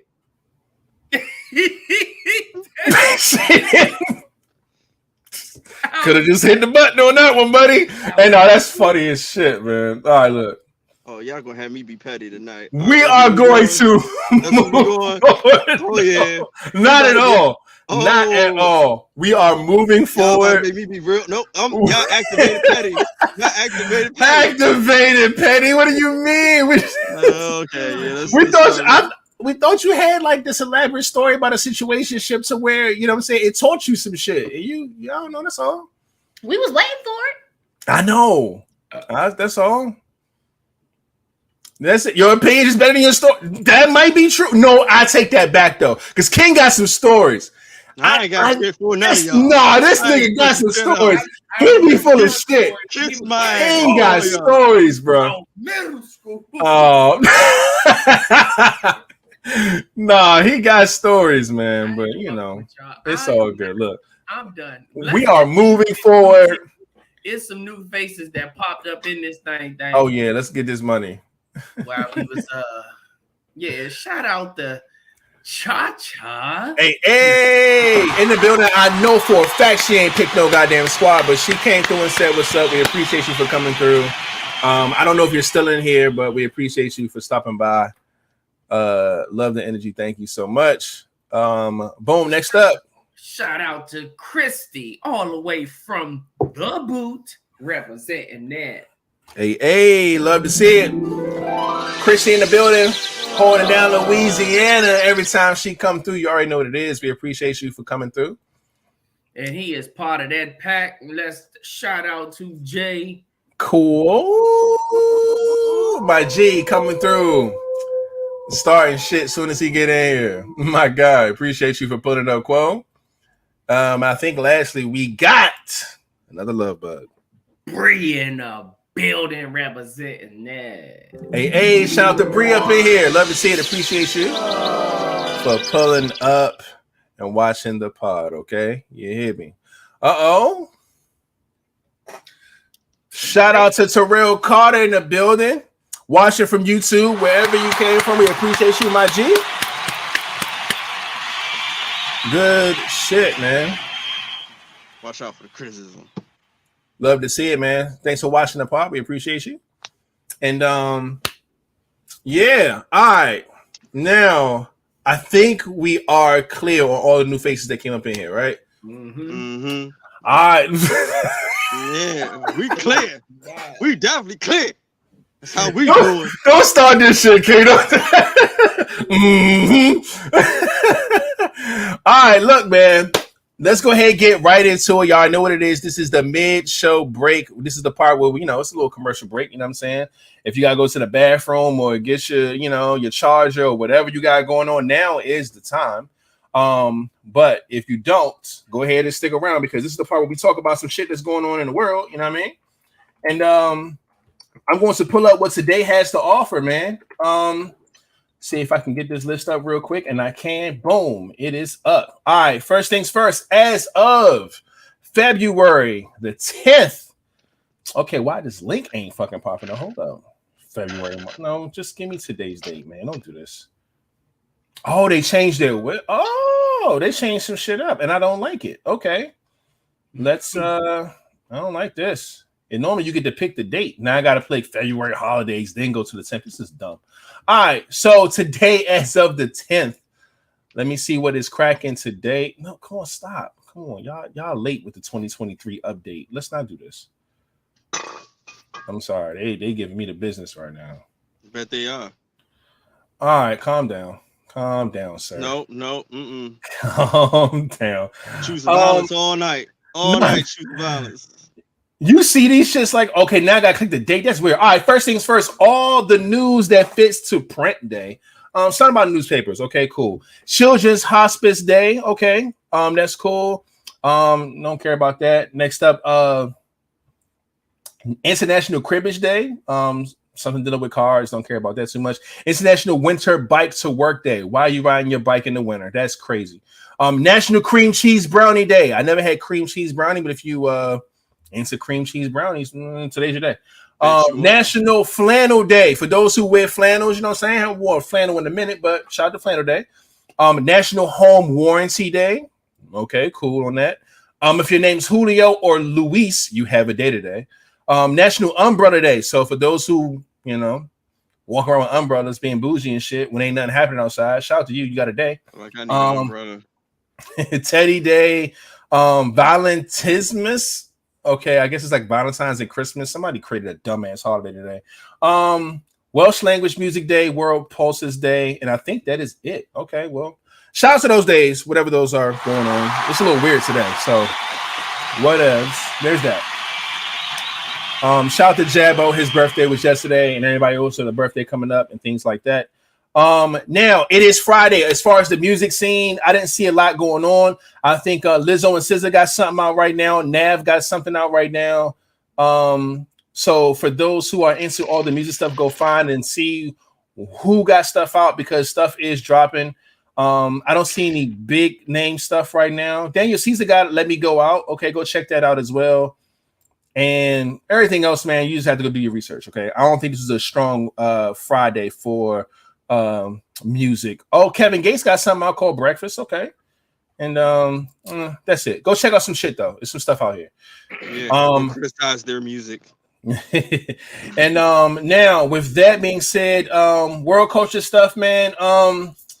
The sports world has been crazy because I got to give a round of applause to my guy LeBron James for beating the all-time scoring record. Love that. He beat Kareem, and he is now the number one. I've been in too many debates about fucking basketball and LeBron versus Jordan and who's the real GOAT. I'm sick of all of these conversations. At the end of the day, I always look at it like this. They played at different eras, they play different positions, they're different people. Jordan is the best shooting guard that ever played the game, and I think LeBron is the best small forward that ever played the game. It's that simple. So shout out to LeBron James, man, for such a feat. He is not done playing. He's still playing at a high level. I love everything about it, man. The ceremony was dope. His kids was there, family was there, friends was there. It was such a big deal. He needed 36 points to get it. He ended up getting it, playing against OKC, man. It was just a really, really great moment, man. So shout out to Bron. A record was held since Kareem since 1984, and nobody has gotten close until now. LeBron took it over, man. So this is really great, man. So I was really, really proud to see that going on. All right, so I'm trying to run through these real quick. All right, we're an hour and 20 into the pod. First things first. I see Martha Stewart supposedly got a tattoo of Snoop Dogg on her arm. A lot of people saying that shit's cap because it looked fake as hell, but whatever. There was a iconic tattoo artist who normally tattoos like famous people and shit like that. He was really excited because he was ready to retire. So his last tattoo was Martha Stewart, which is a fucking icon, getting a tattoo of Snoop Dogg, which is another icon. He said, yeah, this is definitely my last tattoo. I can retire happily. So this is dope. So shout out to that, although I do think it's fake because that's Snoop on her arm. I don't know if y'all can see it. Shit look fake as hell. I'm gonna pull this up real quick on my screen. I don't think that looks too real to me. But whatevs. Can I make this shit bigger? I don't fucking know. But yeah, I can't. Yo, relax, bro. Yeah, it's right here. It is Snoop. It says my dog. And she said, my dog, thanks for the amazing tattoo by Scott Campbell Bell. Forever link in ink to my favorite Snoop Dogg. No, it's Snoop. I ain't mad at that part. I like the font on my dog. I just don't think it's a real tattoo. That shit don't look real at all. But whatever. If it is real, so be it. But shout out to this whole situation because we know how close Martha Stewart and Snoop is. Yeah. But whatever. We'll see if that shit's real or not. There's that. For some reason, a lot of people are suing people right now. I'm not sure if this is the season for that. We know DC got the season, but suing people is happening like crazy. First and foremost, Brett Favre is suing Shannon Sharp and others for defamation of character. I don't know if y'all know what happened. He was stealing money from the welfare case where he's from. He stole all this money and said it was for charity, and it wasn't. It was some bullshit. So just because like Shannon Sharp and other people spoke on it, now he wants to sue them for defamation of character. It's fucking bullshit. So that's happening. Another suing situation, Justin Bieber, Kodak Black, and the city of Los Angeles and others are sued because victims during a shooting, it was Justin Bieber had a 2022 Super Bowl after party. Something happened. Some people were probably wounded by gunfire, and now they're suing everybody who was involved. Anybody that's famous that got some money, they suing them. This is crazy. This was a 2022 thing, happened a year ago, but shit's ridiculous. Another situation is Olaplex is sued for more than $75,000 in damages after consumers allege that the hair products cause baldness and blisters. So I don't know if y'all use Olaplex, whatever this thing is. I'm gonna put it on the screen so y'all can see if the bottle looks like this. If y'all got this shit, beware because they said this shit causes fucking baldness and blisters, and niggas are suing them right now. So be very, very careful about which products you use and whatnot. But that's the thing, okay? Any more? Oh, here's another one. Trey Songz and Atlantic Records and Kevin Liles is being sued for $25 million over a 2016 rape allegation. Not sure what happened, but the thing is about Trey Songz that this nigga stay fucking putting his hands and his dick on somebody that didn't want it to happen. And I feel like we go through this every year with him. And this was, like I said, this was fucking, 7 years ago? Crazy, but they're getting sued. So I need to look at the full story behind behind that. Because like she tried to sue beforehand, then she dropped it, but left it was still open. She left it still open that she could come back whenever the fuck she wanted. Then she came back, and it's like, all right, she said she was having consensual sex with him. So I'm here just from the radio, but it's like one time it was just a little too rough. So you was fucking this nigga on a consistent basis and was cool, but the one time that you fuck when you felt like he was a little too aggressive, now you want to sue this nigga for rape? That's wild. That's crazy. Now I'm not saying it couldn't have happened. This is what they were saying on the radio. I don't know the full story, but it's just the shit sounds stupid to me. But I agree with that because that happens a lot of times. Now, if a person is a little too aggressive during sex that you're consensual with, you can have a conversation about that. But to say the man raped you is completely a different thing now. And then suing this nigga with $25 million, like, stop it. It's like we gotta relax at this point. But again, I can't speak to no one else's experience, so I'm not. Then my whole thing is we'll like you started the process one time, then you dropped it. Now you're coming back. Now you're back. Yeah, it's like, stop it. I'm not a fan of that. So yeah. This isn't a sue, but NBA finds my man Cam Thomas. He been playing lights out for Brooklyn, man. He got hit for $40,000 for saying the word "no homo" on camera. He said something. Yeah, he said something about his team or his teammate or somebody. He said something about good looking, and then he said no homo, and they laughed about it. But that remark cost him $40,000. The NBA said, "Nah, buddy." Oh my shit! Yeah, you can't do nothing out here, man. Goodness gracious! Oh no, we're not done. Louisiana woman sues state senator Katrina Jackson for blocking her on Twitter. You can get sued for being blocked. What are we doing? Like, people are too comfortable. We let people get away with too much shit. There's no way this should even be a case.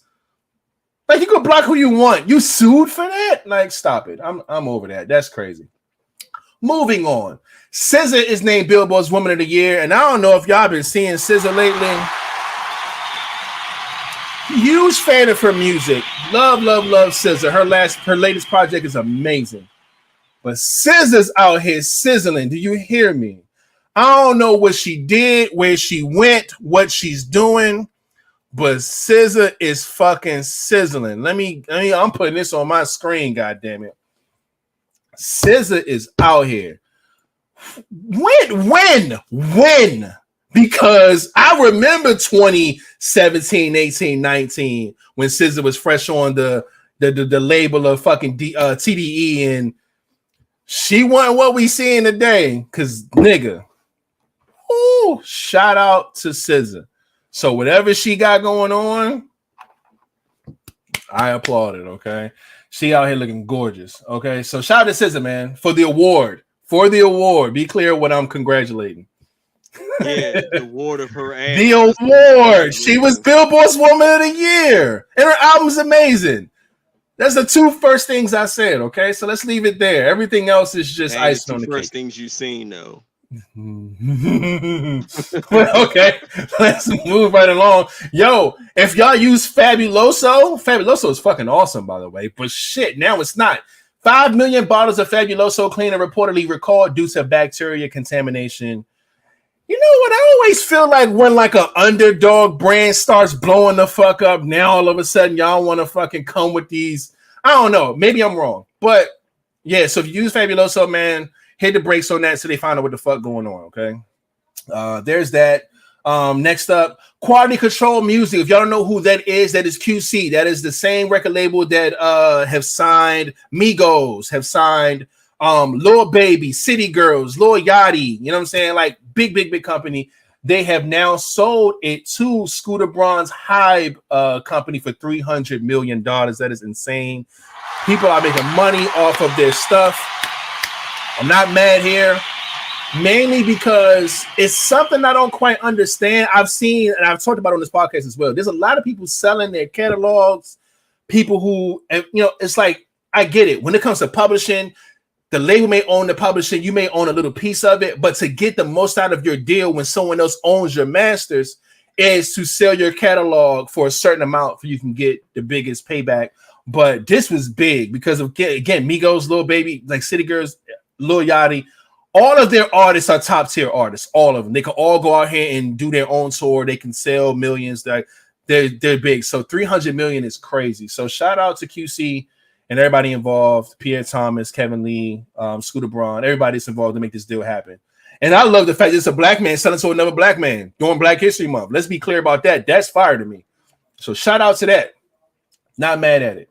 A few things left. Did y'all know that Snoop was nominated for 20 Grammys and didn't win shit?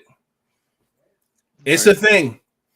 I was just talking about Snoop. Snoop is one of those people who, like I say, he's been nominated 20 times, wins 0. Another wild thing is the reason why this is a thing because Jay-Z and Kanye West are both tied at 24.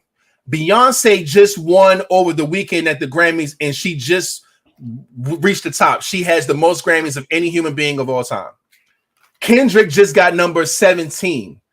So he's number 3. He passed Eminem. Eminem's at 15, Pharrell's at 13. But the fact that Snoop was nominated 20 times and never won is kind of the same thing as Nicki Minaj being nominated well over 10 times, I believe, and hasn't won one yet. Granted, it could be based around the year who comes out and who's in your category. Like if you're in a category with a Jay-Z dropping an album, Kanye West dropping an album, and Kendrick dropping an album, and then you're at the bottom of this list, I don't see you winning a Grammy. But for this to happen 10 plus times, that's wild, man. So I do think that Nicki at some point needs to win a fucking Grammy. That's wild that Snoop has been nominated 20 times with 0 wins. But it happens, man. So that's wild too. I just wanted to put that out there. And the last thing I have is food-based. Flatliner, get your pockets ready, okay? I normally do these food reviews for you, my G. So I love Chick-fil-A. I love their sandwiches. I love their stuff. They got something new that they're coming out with, man. They're making a chicken out of fried cauliflower, which I am not a fan of. It looks like a regular chicken sandwich, but shit, would you try Chick-fil-A starting to test a new fried cauliflower sandwich? If it was free. Damn, you want to pay for it? Fuck. You want to pay that quick little $4? Get your little sandwich and see what's cracking? I don't know. Cauliflower is not my bag, so... But I'm sure it's probably still good. It looks good. It looked like a regular chicken sandwich to me. But that aftertaste might fuck me up. I don't know. That's why, Flat, you got to go try the motherfucker and then let us know. Bring it back to the pod and say, yo, I tried that Chick-fil-A cauliflower sandwich and it is either a hit or a miss. And it is still in the store because I'm not buying it. All right, I get it. You wouldn't pay for it. Cool. Okay. Well, that's all I got. That's all I've seen. If y'all have anything, y'all are free to say what y'all have seen over the past week or so. Other than that, we can move on to the next goddamn ending question. The next ending question on today's pod is: if a woman wants to get married to her man, she must put in work to get the ring. Do you agree or disagree? Yes. Short answer, by the way. Meh. The married woman said, man. Flat, what you think, man? What you say?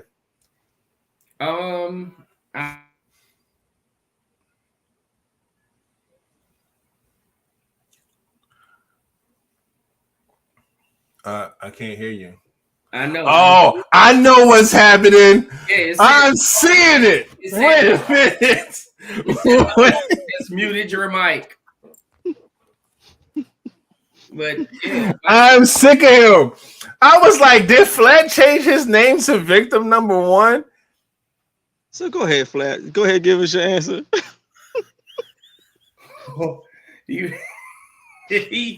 He muted that nigga. But yeah, I agree. She gotta put in.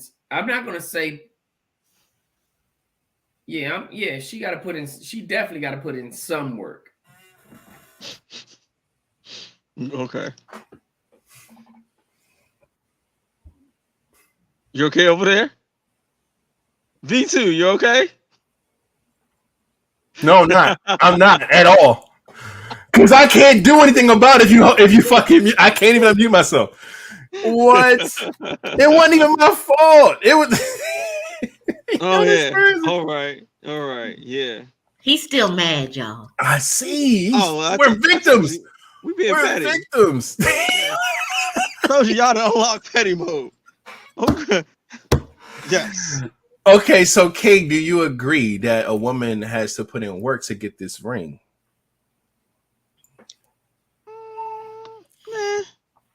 Okay, so we got two. Man, Flat, what you pick? I was muted. I didn't know what was going on. Nigga, you was muted. You can still hear, motherfucker. But I was mad. I was talking to myself. Oh, y'all ain't see me? I'm like, oh, it's some bullshit. I wouldn't even listen to you. What was your answer? I agree. Okay, so we both agree. The other two on the other side both said, meh. So we need the comment section to pick a side and let us know who do you want to hear from. Side, the left side or the right side? Let's do that.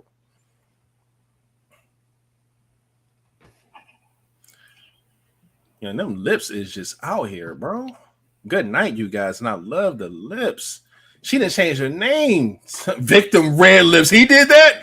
Hey, yo, King, wow. He did hers first. I see. Victim Red Lips is crazy. Oh, well, maybe I just paid attention to hers first. That's so funny. Yeah, who y'all want to hear from? Left side or right side? They said the right side. I don't care what they say. Now, look, now, there he goes. It doesn't matter. Well, I see heathens first. Who's the heathens? It's him. These motherfuckers over here. If he ain't got nothing to I'm on this side. Easily say, nah, I don't know this. Desmond is crazy. It doesn't matter. The fact that y'all still know my other name. They said the goes first. Love smoke. The right side. Yeah, I agree. Get your behavior together. They talk about you. They always gonna talk about me. Said, I told you he's a toddler having a temper tantrum. Nah, I'm going back to Desmond. Wham. I'm the baby. Nah, I'm going back to Desmond, man. Y'all wow. Do you want DC Financials to go first, King?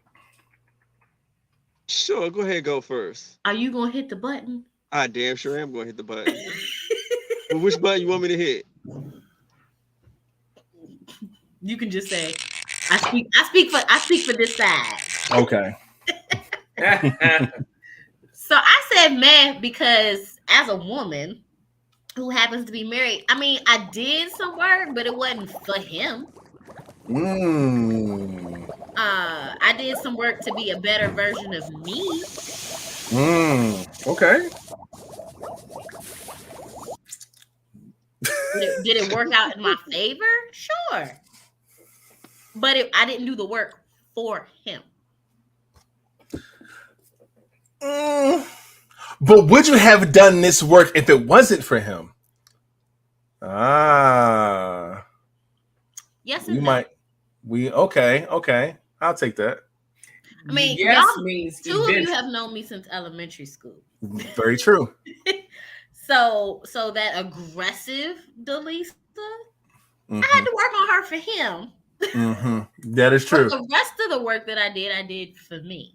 Okay, gotcha. Okay, I can see why your answer is your answer. That makes sense. Mr. Mason Sosa. No. Oh, I spoke for this side. Okay. Oh, for the whole side. Okay, he ain't got shit to say. So King changed his attitude. Hit the button. Okay. He said he was gonna hit the button. All right. What button am I hitting? Nothing to report. that you have nothing to report, and she's just going to speak for both of y'all, and that's Okay. just it. That's cool. The That's king fine just with me. hit the button. It's crazy. Hold on. So yeah, here it is. The king has nothing to report. Okay.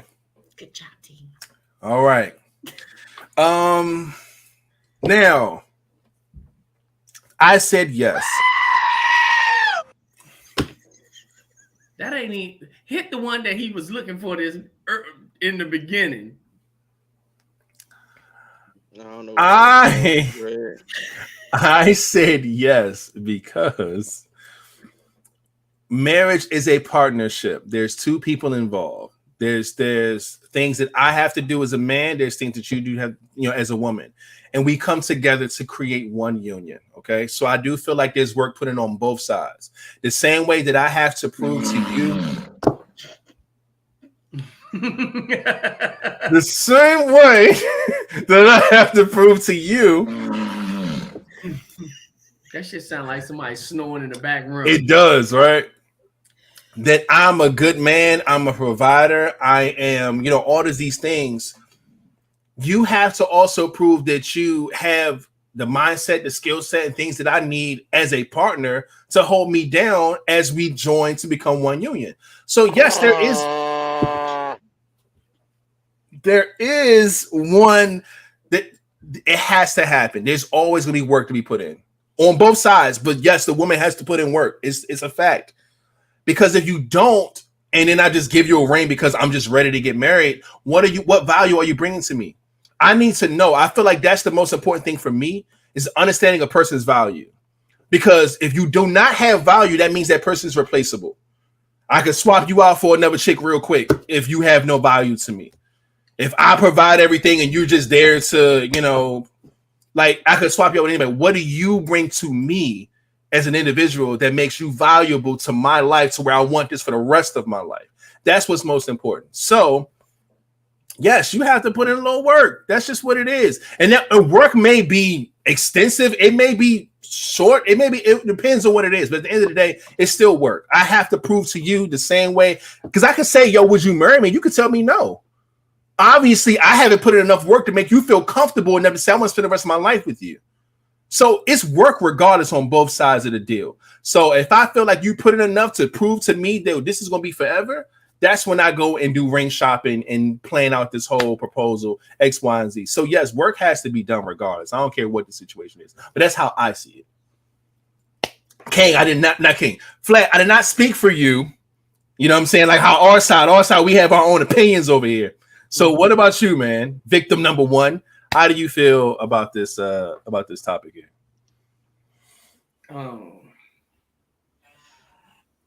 If a woman wants to get married to her man, she must put in work to get the ring. Yeah, she definitely has to put in work. A lot of the times they don't, even if they don't, women that feel like they don't have to put in work, those are the same ones that feel like if this doesn't work out, I don't have to return the ring. I don't have to return the ring. It's mine. These are the people that feel like they don't have to put in work. The ring is there to say, hey, in order for me to even want to give you that ring, you've clearly done some work. There's no way I'm going to go out buying a ring and, doing all of that if I haven't seen or noticed work that you have done already.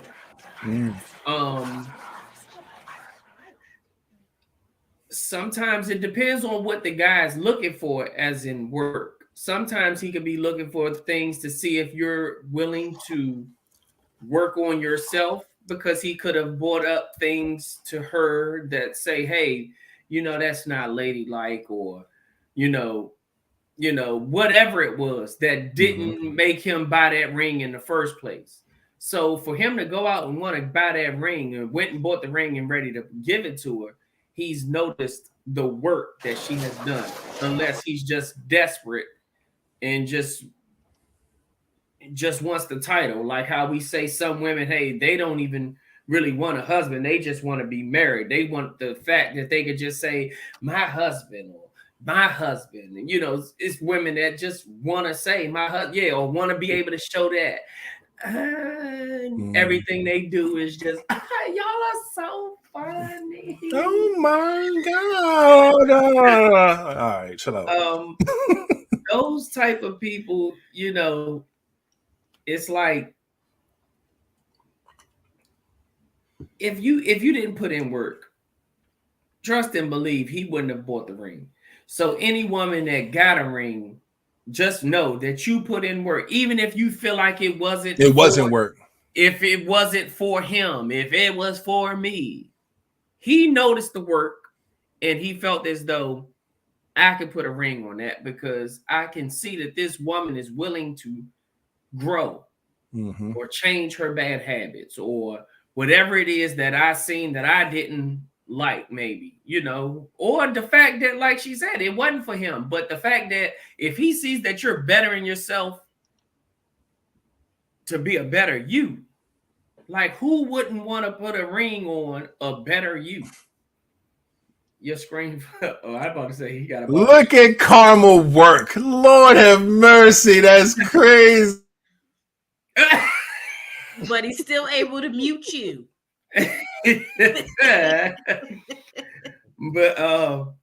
yeah, man, I feel like she definitely got to put in work. So yeah. Damn, he kicked himself out. Unmute my goddamn self now. Is that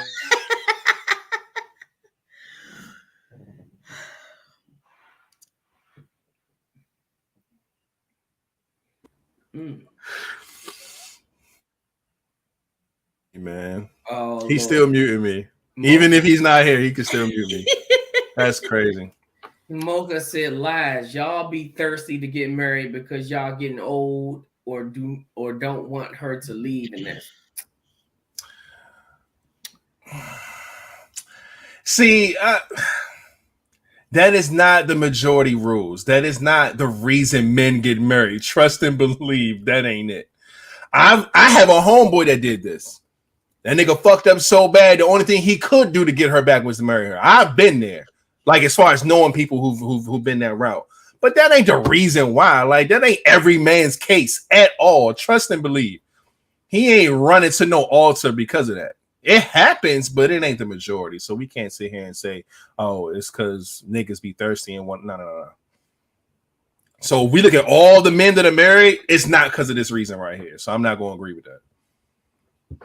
Yeah, but I think also depending on the context of how this person sent in this question, like, so for me, I was doing better for me because me and my husband, we dated once early, didn't work.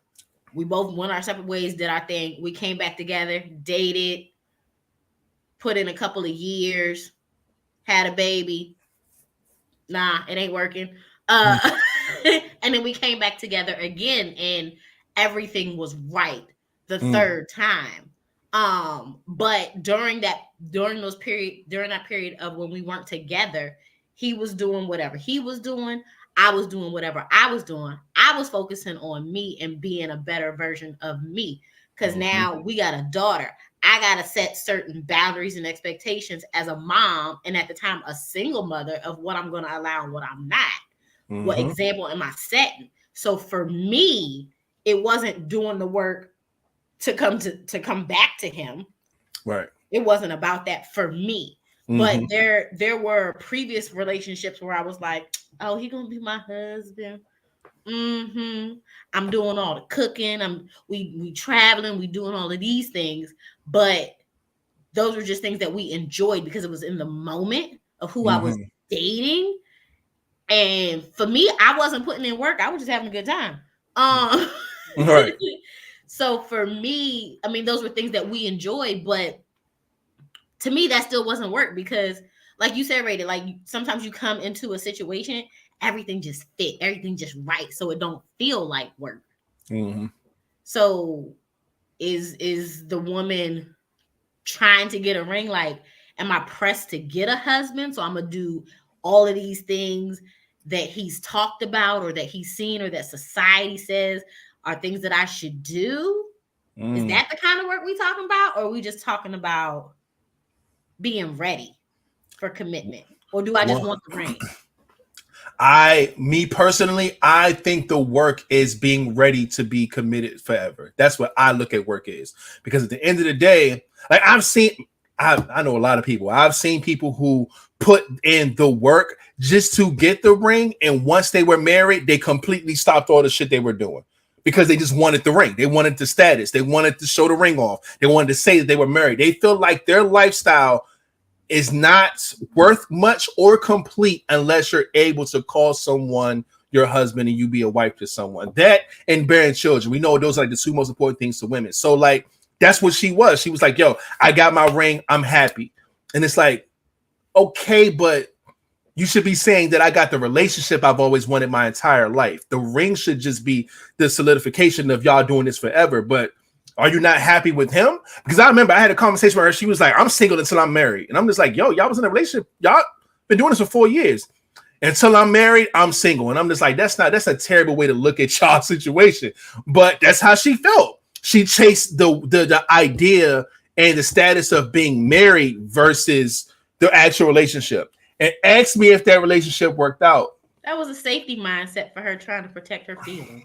And it didn't. And it did not. That relationship lasted maybe like a year or so, and then now they divorced. So it's like, see, you chased the image and the purpose of it, but you didn't.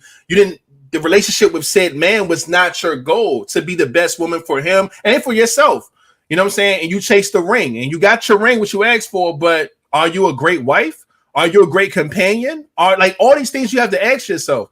And I'm not sure how he was, but you know, either way, it's just a bad thing if you don't chase the idea of being with a person forever. You're just chasing the status of marriage, and that's where you're gonna fuck up at every single time, man. So, you know, but all great scenarios, all great points.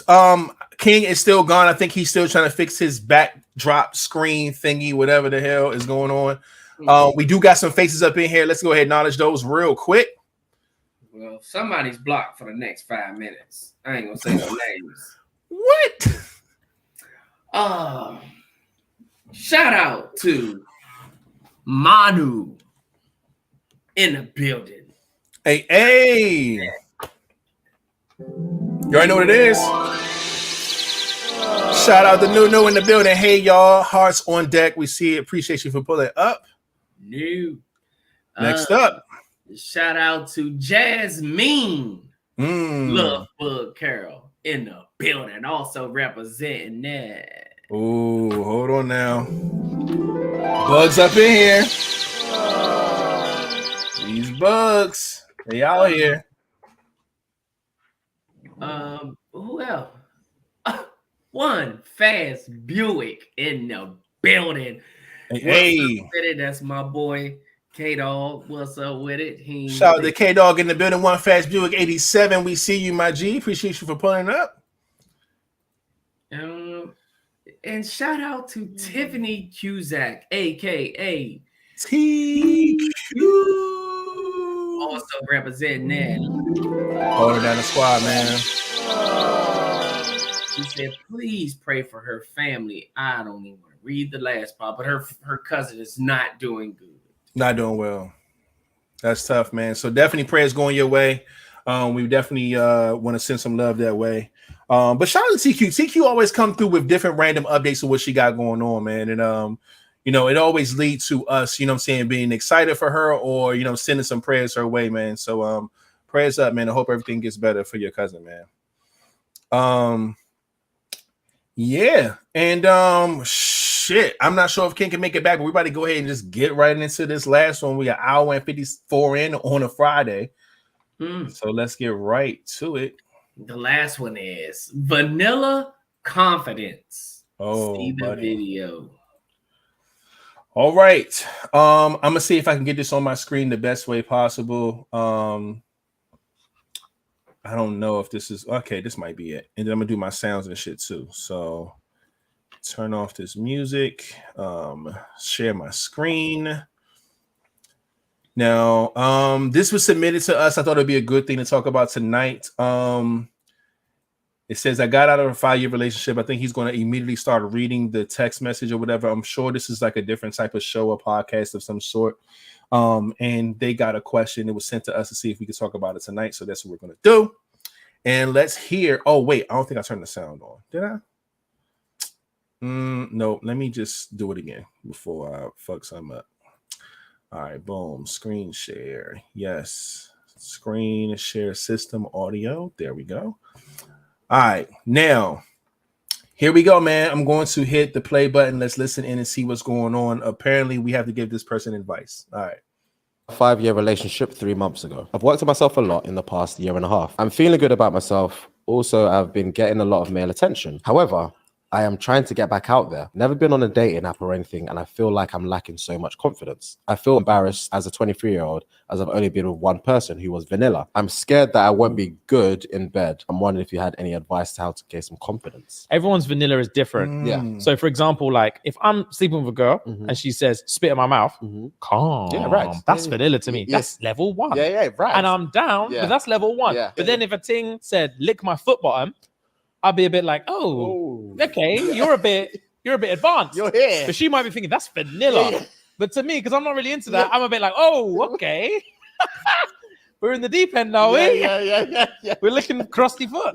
Yeah. Okay. I got out of 5-year. All right. So it looks like the person is asking the question of they got out of a 5-year relationship and they've only been with one person.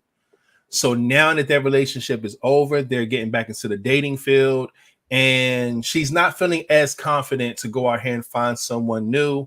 She feels that she wouldn't be good in bed with the next person that she ends up, doing that with. So she was looking for advice to help her in that area or give her some confidence in going out here and seeking somebody while being vanilla, so to speak, not really having much experience. So I guess we could turn this into a question of what advice would we give her? If she was in a 5-year relationship, she's only 23 right now. She's only been one person ever. And now she's trying to get out here in these streets and see what's cracking. And she wants to be good in bed. And she needs some help. So what do y'all say? Woo. No one has answers for Lucy, huh? Okay. That's man. I mean, I got answers. Okay.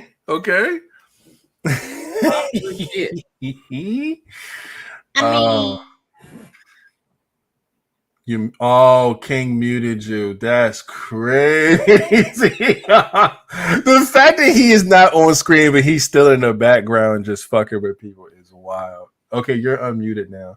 You're not a victim anymore. I'm the only victim left. So I guess you're clear now. So you're 23. All right, okay, King. Okay, we have to stop this now. Because this sounds crazy for the listeners who's not watching.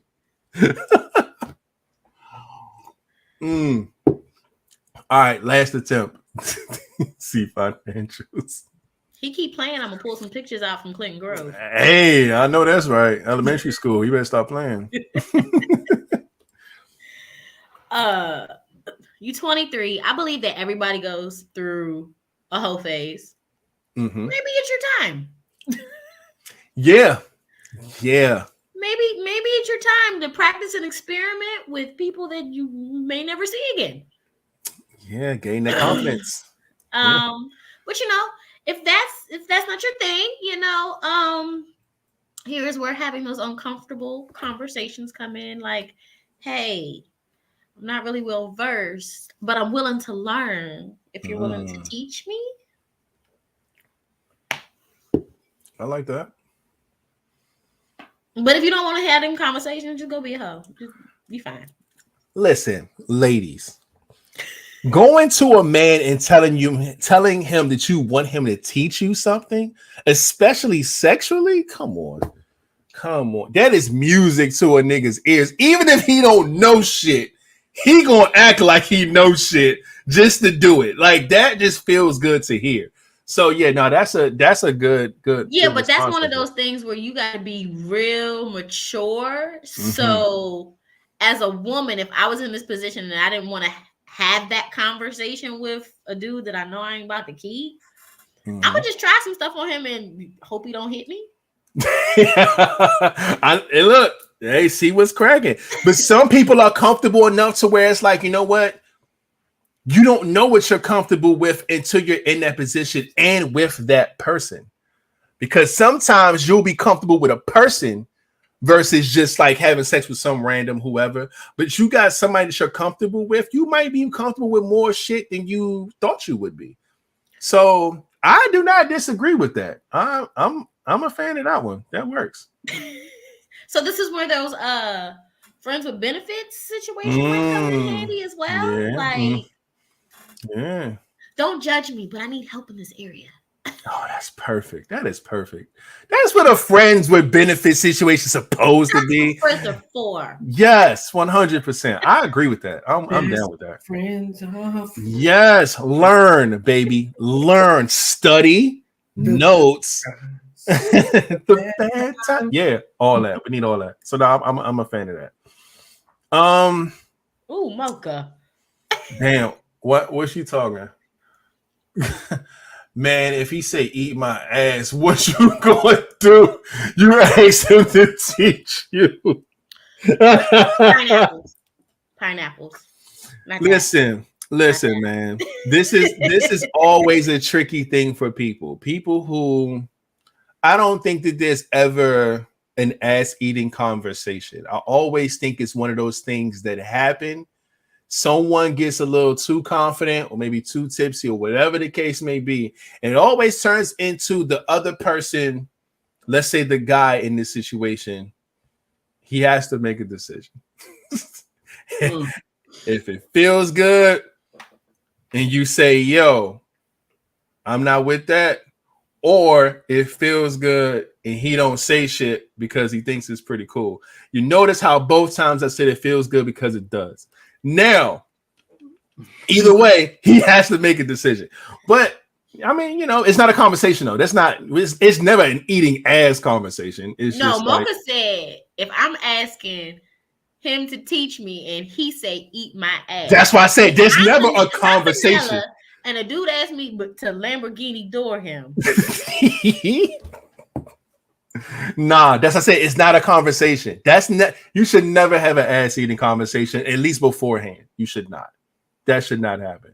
It's one of those things that if it happens, it happens, and y'all would discuss it maybe afterwards. You don't ask somebody. He just be like, "Hey, do this." Nah, not like that. I think usually. Let me be clear, and I can't speak for all men because I don't know. But what I think happens is, I think said woman gets a little bold, right? She's sucking some dick. Everything's going good. Nah, we talking about vanilla. We right. Talking about exploratory. Now, but what I'm saying is that it may be vanilla for him because he hasn't experienced that. You know what I'm saying? Now she hasn't. But maybe in her whole phase, maybe she thinks this is what being a hoe is, right? Don't know. So, you know what I'm saying?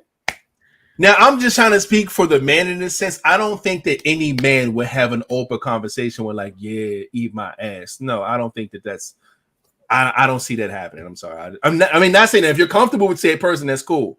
But friends with benefits, hey, I'm trying to learn some things. And your first response is, yo, you know what? You should eat my ass tomorrow when you pull up. No, that's never the conversation at all. Hell no. Not happening. But to speak to advice, I'm sorry. I don't think I have better advice for her than you saying, go ahead and start the whole phase because it's out here. You know what I'm saying? No one likes to, talk about it like that, but it is what it is. It's a phase you're probably going to go through.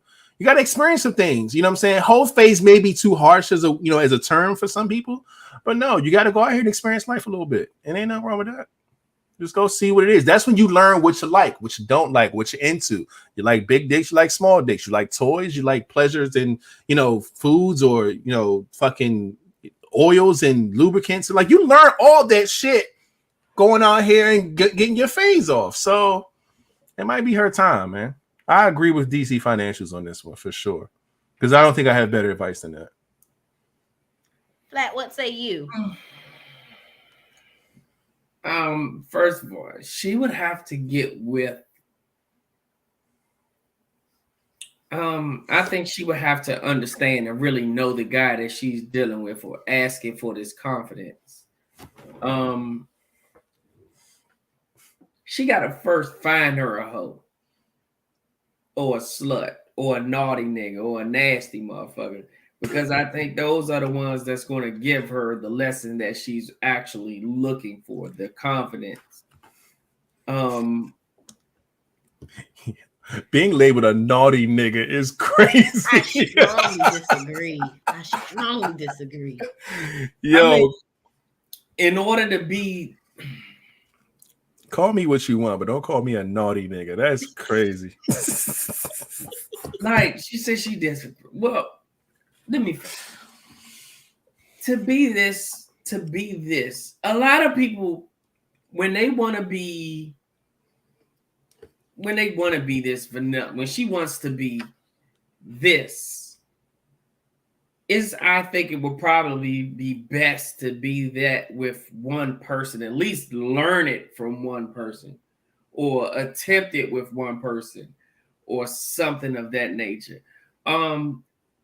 I do agree about the little whole phase though. You know, people do have that.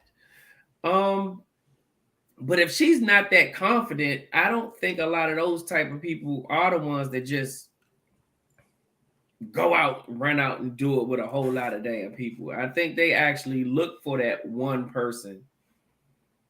I think it all goes with research. I think really paying attention and just know who you're asking this to. If you don't do any research, you could fuck around and get a DIB. Mm-hmm. Or you get to learning from somebody that don't even know much themselves. So then you get out there and try that shit because you think, oh, it turned him on, and the whole time you get with a real nasty motherfucker and you think you're doing something. He looking at you like, who taught you that? Like, get up. Like, no, this ain't it. Like, I really feel like get with a real nasty motherfucker. And I think that might help her out. Nah, I think from a woman's point of view, if I'm trying to learn and I'm not about to be in a committed relationship, like I'm just in my learning phase. Mm-hmm. If I come to a dude and be like, yeah, I want you to teach me these things and I want you to be real nasty, at some point, part of that sentence to me sounds unsafe. Like, my version of nasty ain't your version of nasty. So not that all men are thinking one way, but some men would take advantage of that, like, oh, I'm about to just do, like. It's wild because you saying that and this right here from Q Baby. She said I had one I was completely comfortable with and I was willing to try everything he wanted me to. And I've been in that situation before in my life where I don't know, maybe I gave good dick that week. Let's just say that, right? I'm not sure what happened, but it turned into do whatever you want to me. And I was just like, what? It was like, whatever you want to do, just do it. I'm just like, you don't plan for no shit like that. So I'm just like, fuck, what the fuck do I do? It was a wild situation. And I don't think I did anything crazy, but like having that connection and that comfort with a person it's like one of the best things ever when it comes to having the sexual chemistry with someone to where y'all get to that level where it's like, yo, I trust you and I'm comfortable with you. I'm trying to do whatever it is you want to do. I don't care what it is.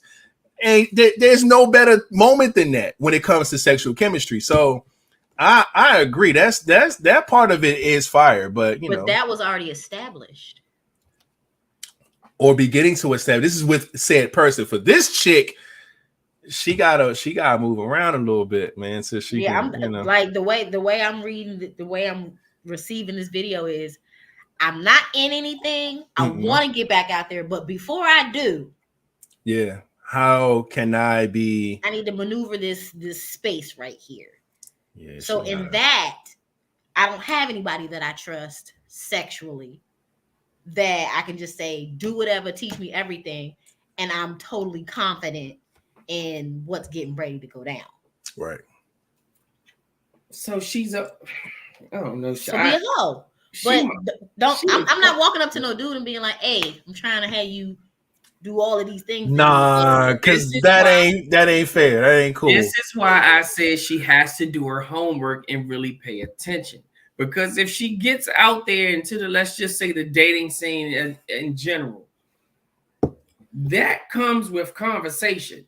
She's going to know how this guy is, you know, confidence. You know, you can look for the confidence in a man. Oh, shit. Oh, you got muted again. Nah, I'm just not saying anything. Whoa, wait a second. Listen, man. Now, you can't even eat that pussy. You get it in. She said, I fell in love with 16.5 inches and we did everything. Slave to each other's passion. And let me stop you there, Mocha. Okay. This is a 16-inch laptop in front of me.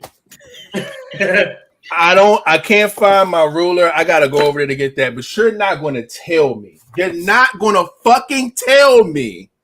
Put your arm up. My head, motherfucker. What?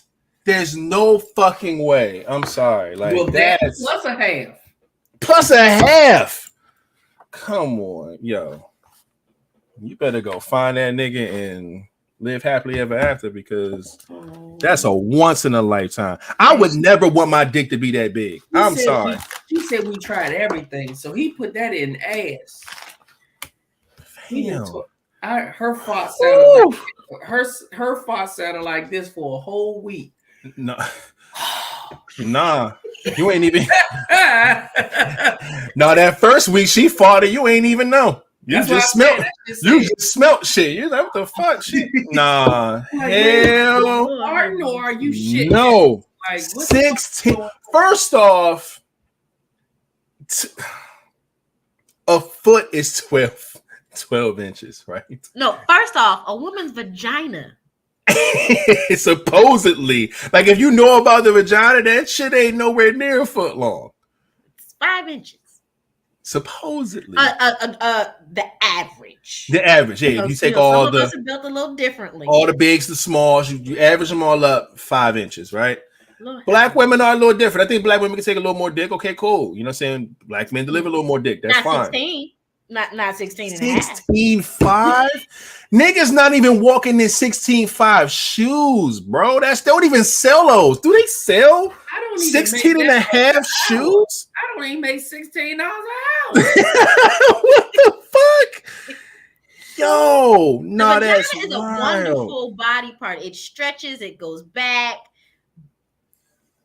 Hey, yo, put that nigga in a circus, bro. Ain't no. That's what I'm saying. You having a motherfucking whole human. That nigga bigger than a human that come out of there. And then she said she took it all. You know what?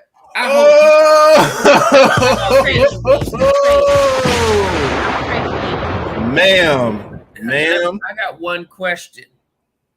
I have multiple questions. Did you take it all in your throat? Now we can have a different conversation. Thank you for saying that, Flatliner. Because that there is insane, bro. She said, I wish I could show y'all. No.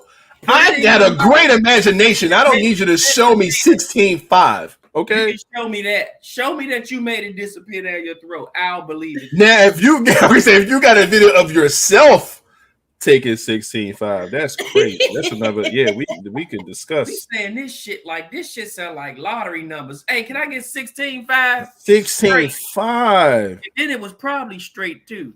Can I get 16.5 straight? Oh, I pray it was straight and not crooked. Lord have mercy. Oh no. Ooh, bless your heart, baby. Bless your heart. Bro, I'm looking at shoe sizes. Y'all don't understand. They don't even sell a 16.5 shoe.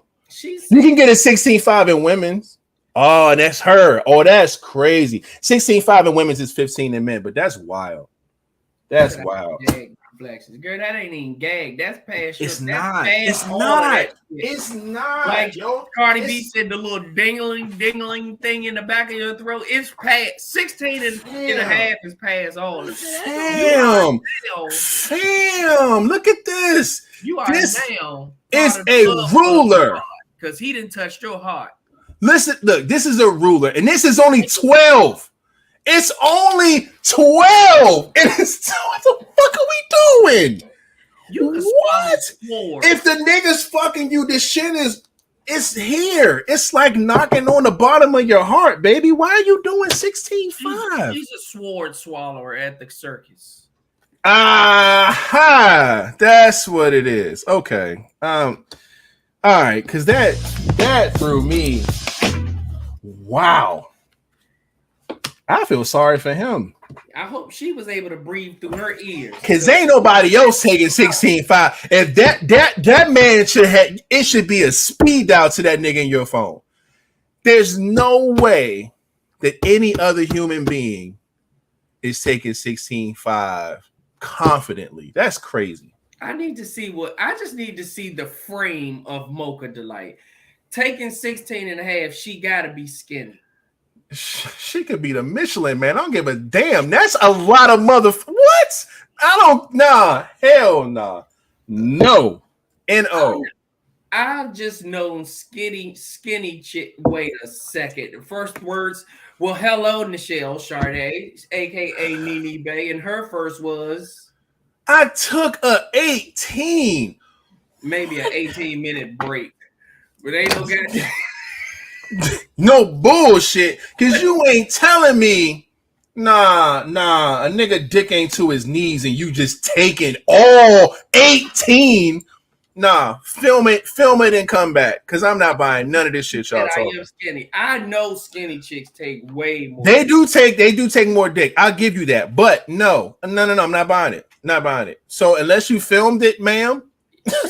And look, I'm not buying it. Coming out for the 16 and a half. Shout out to Rima is loved.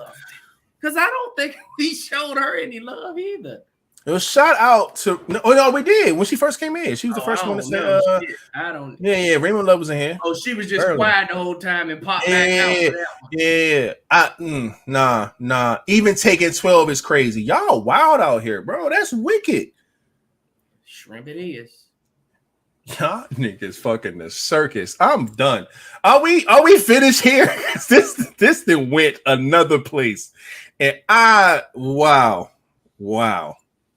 I don't even want my dick to be that big. I like head too much. So you ain't swallowing 18 inches, ma'am. I don't care what store you said on this podcast. I want my dick to be swallowed, okay? So I don't need that shit to be too goddamn big. So no. If they can, they can breathe through their ears. That's the only look. We are done. I wish they belly button if it's that big. No bullshit. God damn. Oh man. All right, look. I was hoping King could make it back. He stood in the background, but he ain't figured shit out. We about to get the fuck up out of here. 2 hours and 18 on a Friday. Let me go ahead and get a round of applause for y'all. Miss Keeper says skinny girls take yes. They do. Through my experience, skinny girls take through men's experience. That's a fact. I feel you. Not saying that big girls can't take dick because they can. What we're saying is that skinny girls it's a weird dynamic. We don't quite understand it either, but it's just true. You line up 10 thick girls and 10 skinny girls. and you try out the amounts of the dick sizes or whatever, a lot of the times the skinny girls will take more dick. I was about to say something crazy, but I'm not going to do that. We got to get up out of here because this is going way left right now. God damn. Yo, first off, can you relax? It ain't 12 or 16, 5 or 18. Y'all motherfuckers, look, all right, let me stop because y'all about to take me to another place. She said I'm out of here. With a lifestyle event, this may be a competition I set up. Competition? Well, who can swallow the biggest? What? It's my pen. She said, look, Christy said, I'm not saying that big girls can't take dick. No, we're not saying that at all. You are probably one of they can.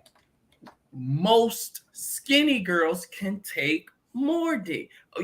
Okay, out of the podcast, y'all are saying that y'all are two of the thicker women that can take dick. We understand that. Y'all out here taking 12, 16, 5, and 18. Look, more power to you, ma'am, in that box of yours. 16 and a half is a skinny girl. I am not. But when she said 16 and a half, I could have sworn the same two big girls that said that's not true was saying, shit, I'm not taking 16 and a half. He don't even make 16.5 rulers, bro. Y'all are wild. This is 3 hands and some at the top. If I was to beat my dick with one hand, it's still this much dick left. Like, are you fucking kidding me? That's wild. Look, you can't ask that man. Everything ain't for everybody, okay? Look, I'm telling y'all now how big is it. Y'all not asking me how big my dick is on this pod. I will tell y'all this. It ain't 18, 16, 5, or 12, okay? So y'all ain't got shit to worry about. God damn. We are out of here, okay? Shout out to y'all for all this dick y'all taking, because that's amazing. That's another level. Go film that shit and we can have a different conversation, goddammit. Now, this is the part of the podcast where I'm going to go ahead and do the rundown and make sure we give all our shout outs and just doing things like that. For all y'all in here talking about, all this wild shit, could y'all please, if you have not yet came in here, hit the thumbs up, please do that. Hit the subscribe button if you're not subscribed already. Tell somebody else to come and subscribe. Hit the bell. Y'all already know how all that goes. Please do that. Use the extra long thumb. However, god damn, but our sponsor is here. We giving shout outs nice and early. Make sure y'all see it on the t-shirt and everything. Make sure you go and check out DC Financial Services in the building, god damn it, as our lovely special guest. Make sure you go to www.dcfinancialsllc.com, man. It is that time of year. Get your finances together. Get your taxes done.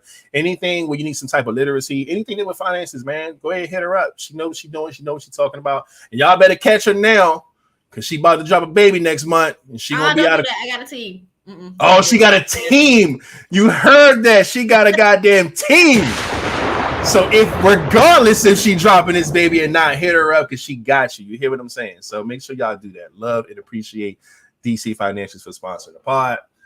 Also, I don't even know if our sponsor still in here. She wasn't here, but shit, shout out to 583 Expressions.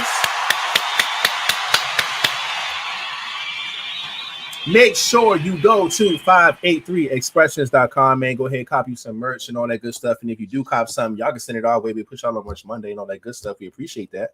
And them for sponsoring the pod. You already know how it goes. You know what I'm saying? Boom. Y'all already know how this is, man. Anything dealing with our streaming platforms like Apple Podcasts, Google Podcasts, Spotify Podcasts, and a bunch of other ones as well. Look us up, man. We go up there twice a week, the same way we go live, man. Look us up, LiveVibez podcast. Just look for the Lightning Bolt. You'll see us. This pod will be up tomorrow morning, and then Monday's pod will be up Tuesday morning. It's like that every week. We go live twice a week here on YouTube. Y'all know how that goes. We appreciate everybody who listens and to the pod when they can't watch and all over the globe and all that stuff. I think we 27 countries in right now, which is pretty awesome. So shout out to all of you. Okay. All right. Boom. Hashtag LVP Fitness Challenge. I actually do got a few videos I have to post up or whatever. I told you, me and my son was in the gym. We're going to probably be in the gym again this weekend. So make sure y'all take care of yourselves. And if y'all do anything that's fitness related, you want to post about it on your social media stuff, use the hashtag LVP Fitness Challenge, man, so we can go ahead and see your progress and be motivated to take care of ourselves as well. We would love and appreciate that. And shout out to those who do already. We see you and appreciate you. All right. Boom. This is our link, liinks.co/LiveVibezPodcast. All the information for the pod is in there. You can subscribe from there. You can send us a donation from there. You can send us fan mail, which is cool. You can scan that barcode if you want to get there faster. The links are already in the description of this YouTube video if you're watching from YouTube. You can see more about DC Financials on there and all types of stuff, man. So make sure y'all do that. We appreciate, and want to link up with any and everybody. Merch is going up this weekend. I'm gonna have these shirts online tomorrow. I will put up a post probably Sunday, and I'll bug y'all about it on Monday. But tomorrow things are going to go live. We got some new merch for y'all, especially for all the squads. Make sure you go to LiveVibez LiveVibezStore.com. There it is. And cop some merch, man. If you do, you already know how it goes when it comes to Merch Monday, man. We will put the picture of you taking a selfie and whatever it is that you bought right there on the left-hand side, and what you bought will be on the right, so we can go ahead and display, you know what I'm saying, how y'all showing love, and we'll show y'all some love on Merch Mondays. Y'all know how it goes, man. We appreciate it. So, next up, man, it's this goddamn cruise. You hear me?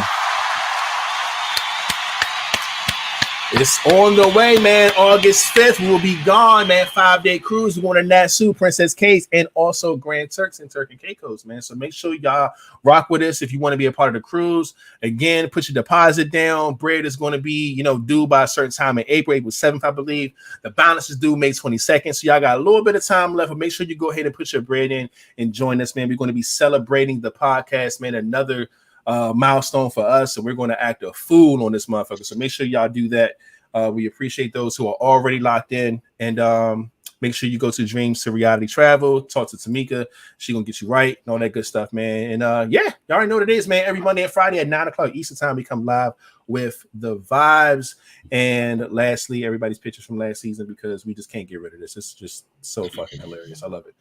Now, this is the part where we ask y'all to send us any questions. If you got some things you want to talk about, something you're interested in, something you've seen, you want to see what we think about it. However, man, just go ahead and put it in the comment section while I play this song that everybody loves and hates at the same time. Here we go. Hey.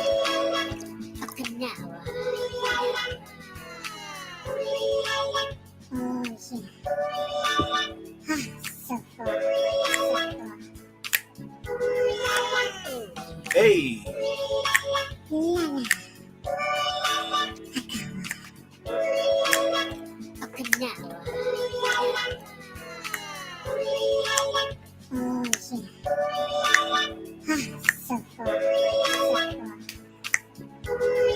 All right. Hey.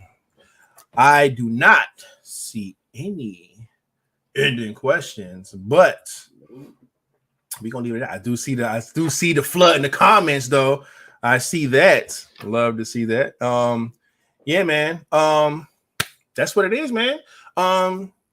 We about to get the fuck up out of here. I'm gonna get a round of applause together for DC Financials for coming through and showing all the love, all the energy, all that great stuff, man. That red lips popping, you know what I'm saying? And all that holding down the Love Bug Squad. We appreciate you so much, man. Not only for just, sponsoring the podcast every year, but just coming through and showing your face and giving your energy, especially during your mommy time when you're chilling. You know what I'm saying? You spent it with us, man, and it means a lot to us. So thank you so much for coming through. We appreciate you, man. Absolutely. Yes, indeed. You got to come back. Maybe after the baby, but you gotta come back and have fun with us again, man. It'll be a lot of fun. I'm always here. I just have a noise in the background. Exactly. Oh man, love it, man. Other than that, Flap, got anything forget about it? Yeah, I wanted her to give a shout out for her own self of where these people can find you and your services. Oh yes, I am on Facebook and Instagram under DC_Financial Services. You can find me on Yelp if you don't trust me from here. I got great reviews over there on Yelp and Google. The website is www.dcfinancials.com. We are taking new clients. I do have a team, so whether I drop this baby tonight or in a month, I got you. Love it, man. So make sure y'all check her out. It is tax time if you need your taxes done again, or if you just need some type of financial literacy. She is ready for you. She also has a team just in case, you know what I'm saying? She with it. So make sure y'all do that and reach out.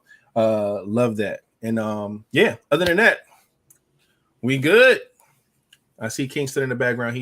I'm sure he doesn't have much, but all right, shit, we about to get the fuck up out of here, man. Y'all enjoy yourselves this weekend. Have a blast this weekend doing whatever it is that you do, and all that good stuff, especially if you didn't have a good week.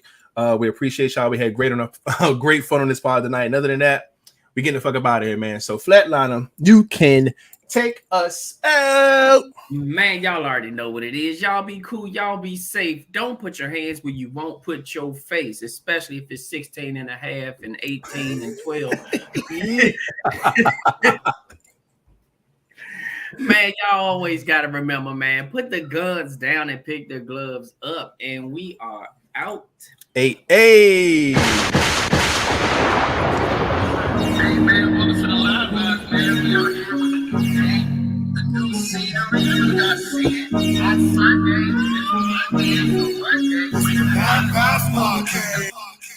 Flood the comments, flood the comments, flood the comments, flood the comments. 12, 16, 5, and 18. We gotta play those numbers. No, one more time. Bitch trying to hit the lottery. She playing a Powerball with penises. This is wild to me. It's crazy. Y'all got some wild numbers, man. Mocha, do you follow the Live Vibes page? Let me go see what this. I need to see what this skinny look like. Not your face and stuff. I'm just the body frame. That's crazy. Shout out to flood the comments. I love to see it, man. We getting the fuck up out of here, man. Oh Lord. See y'all on Monday, goddammit. Big Dick Gang, get out of here.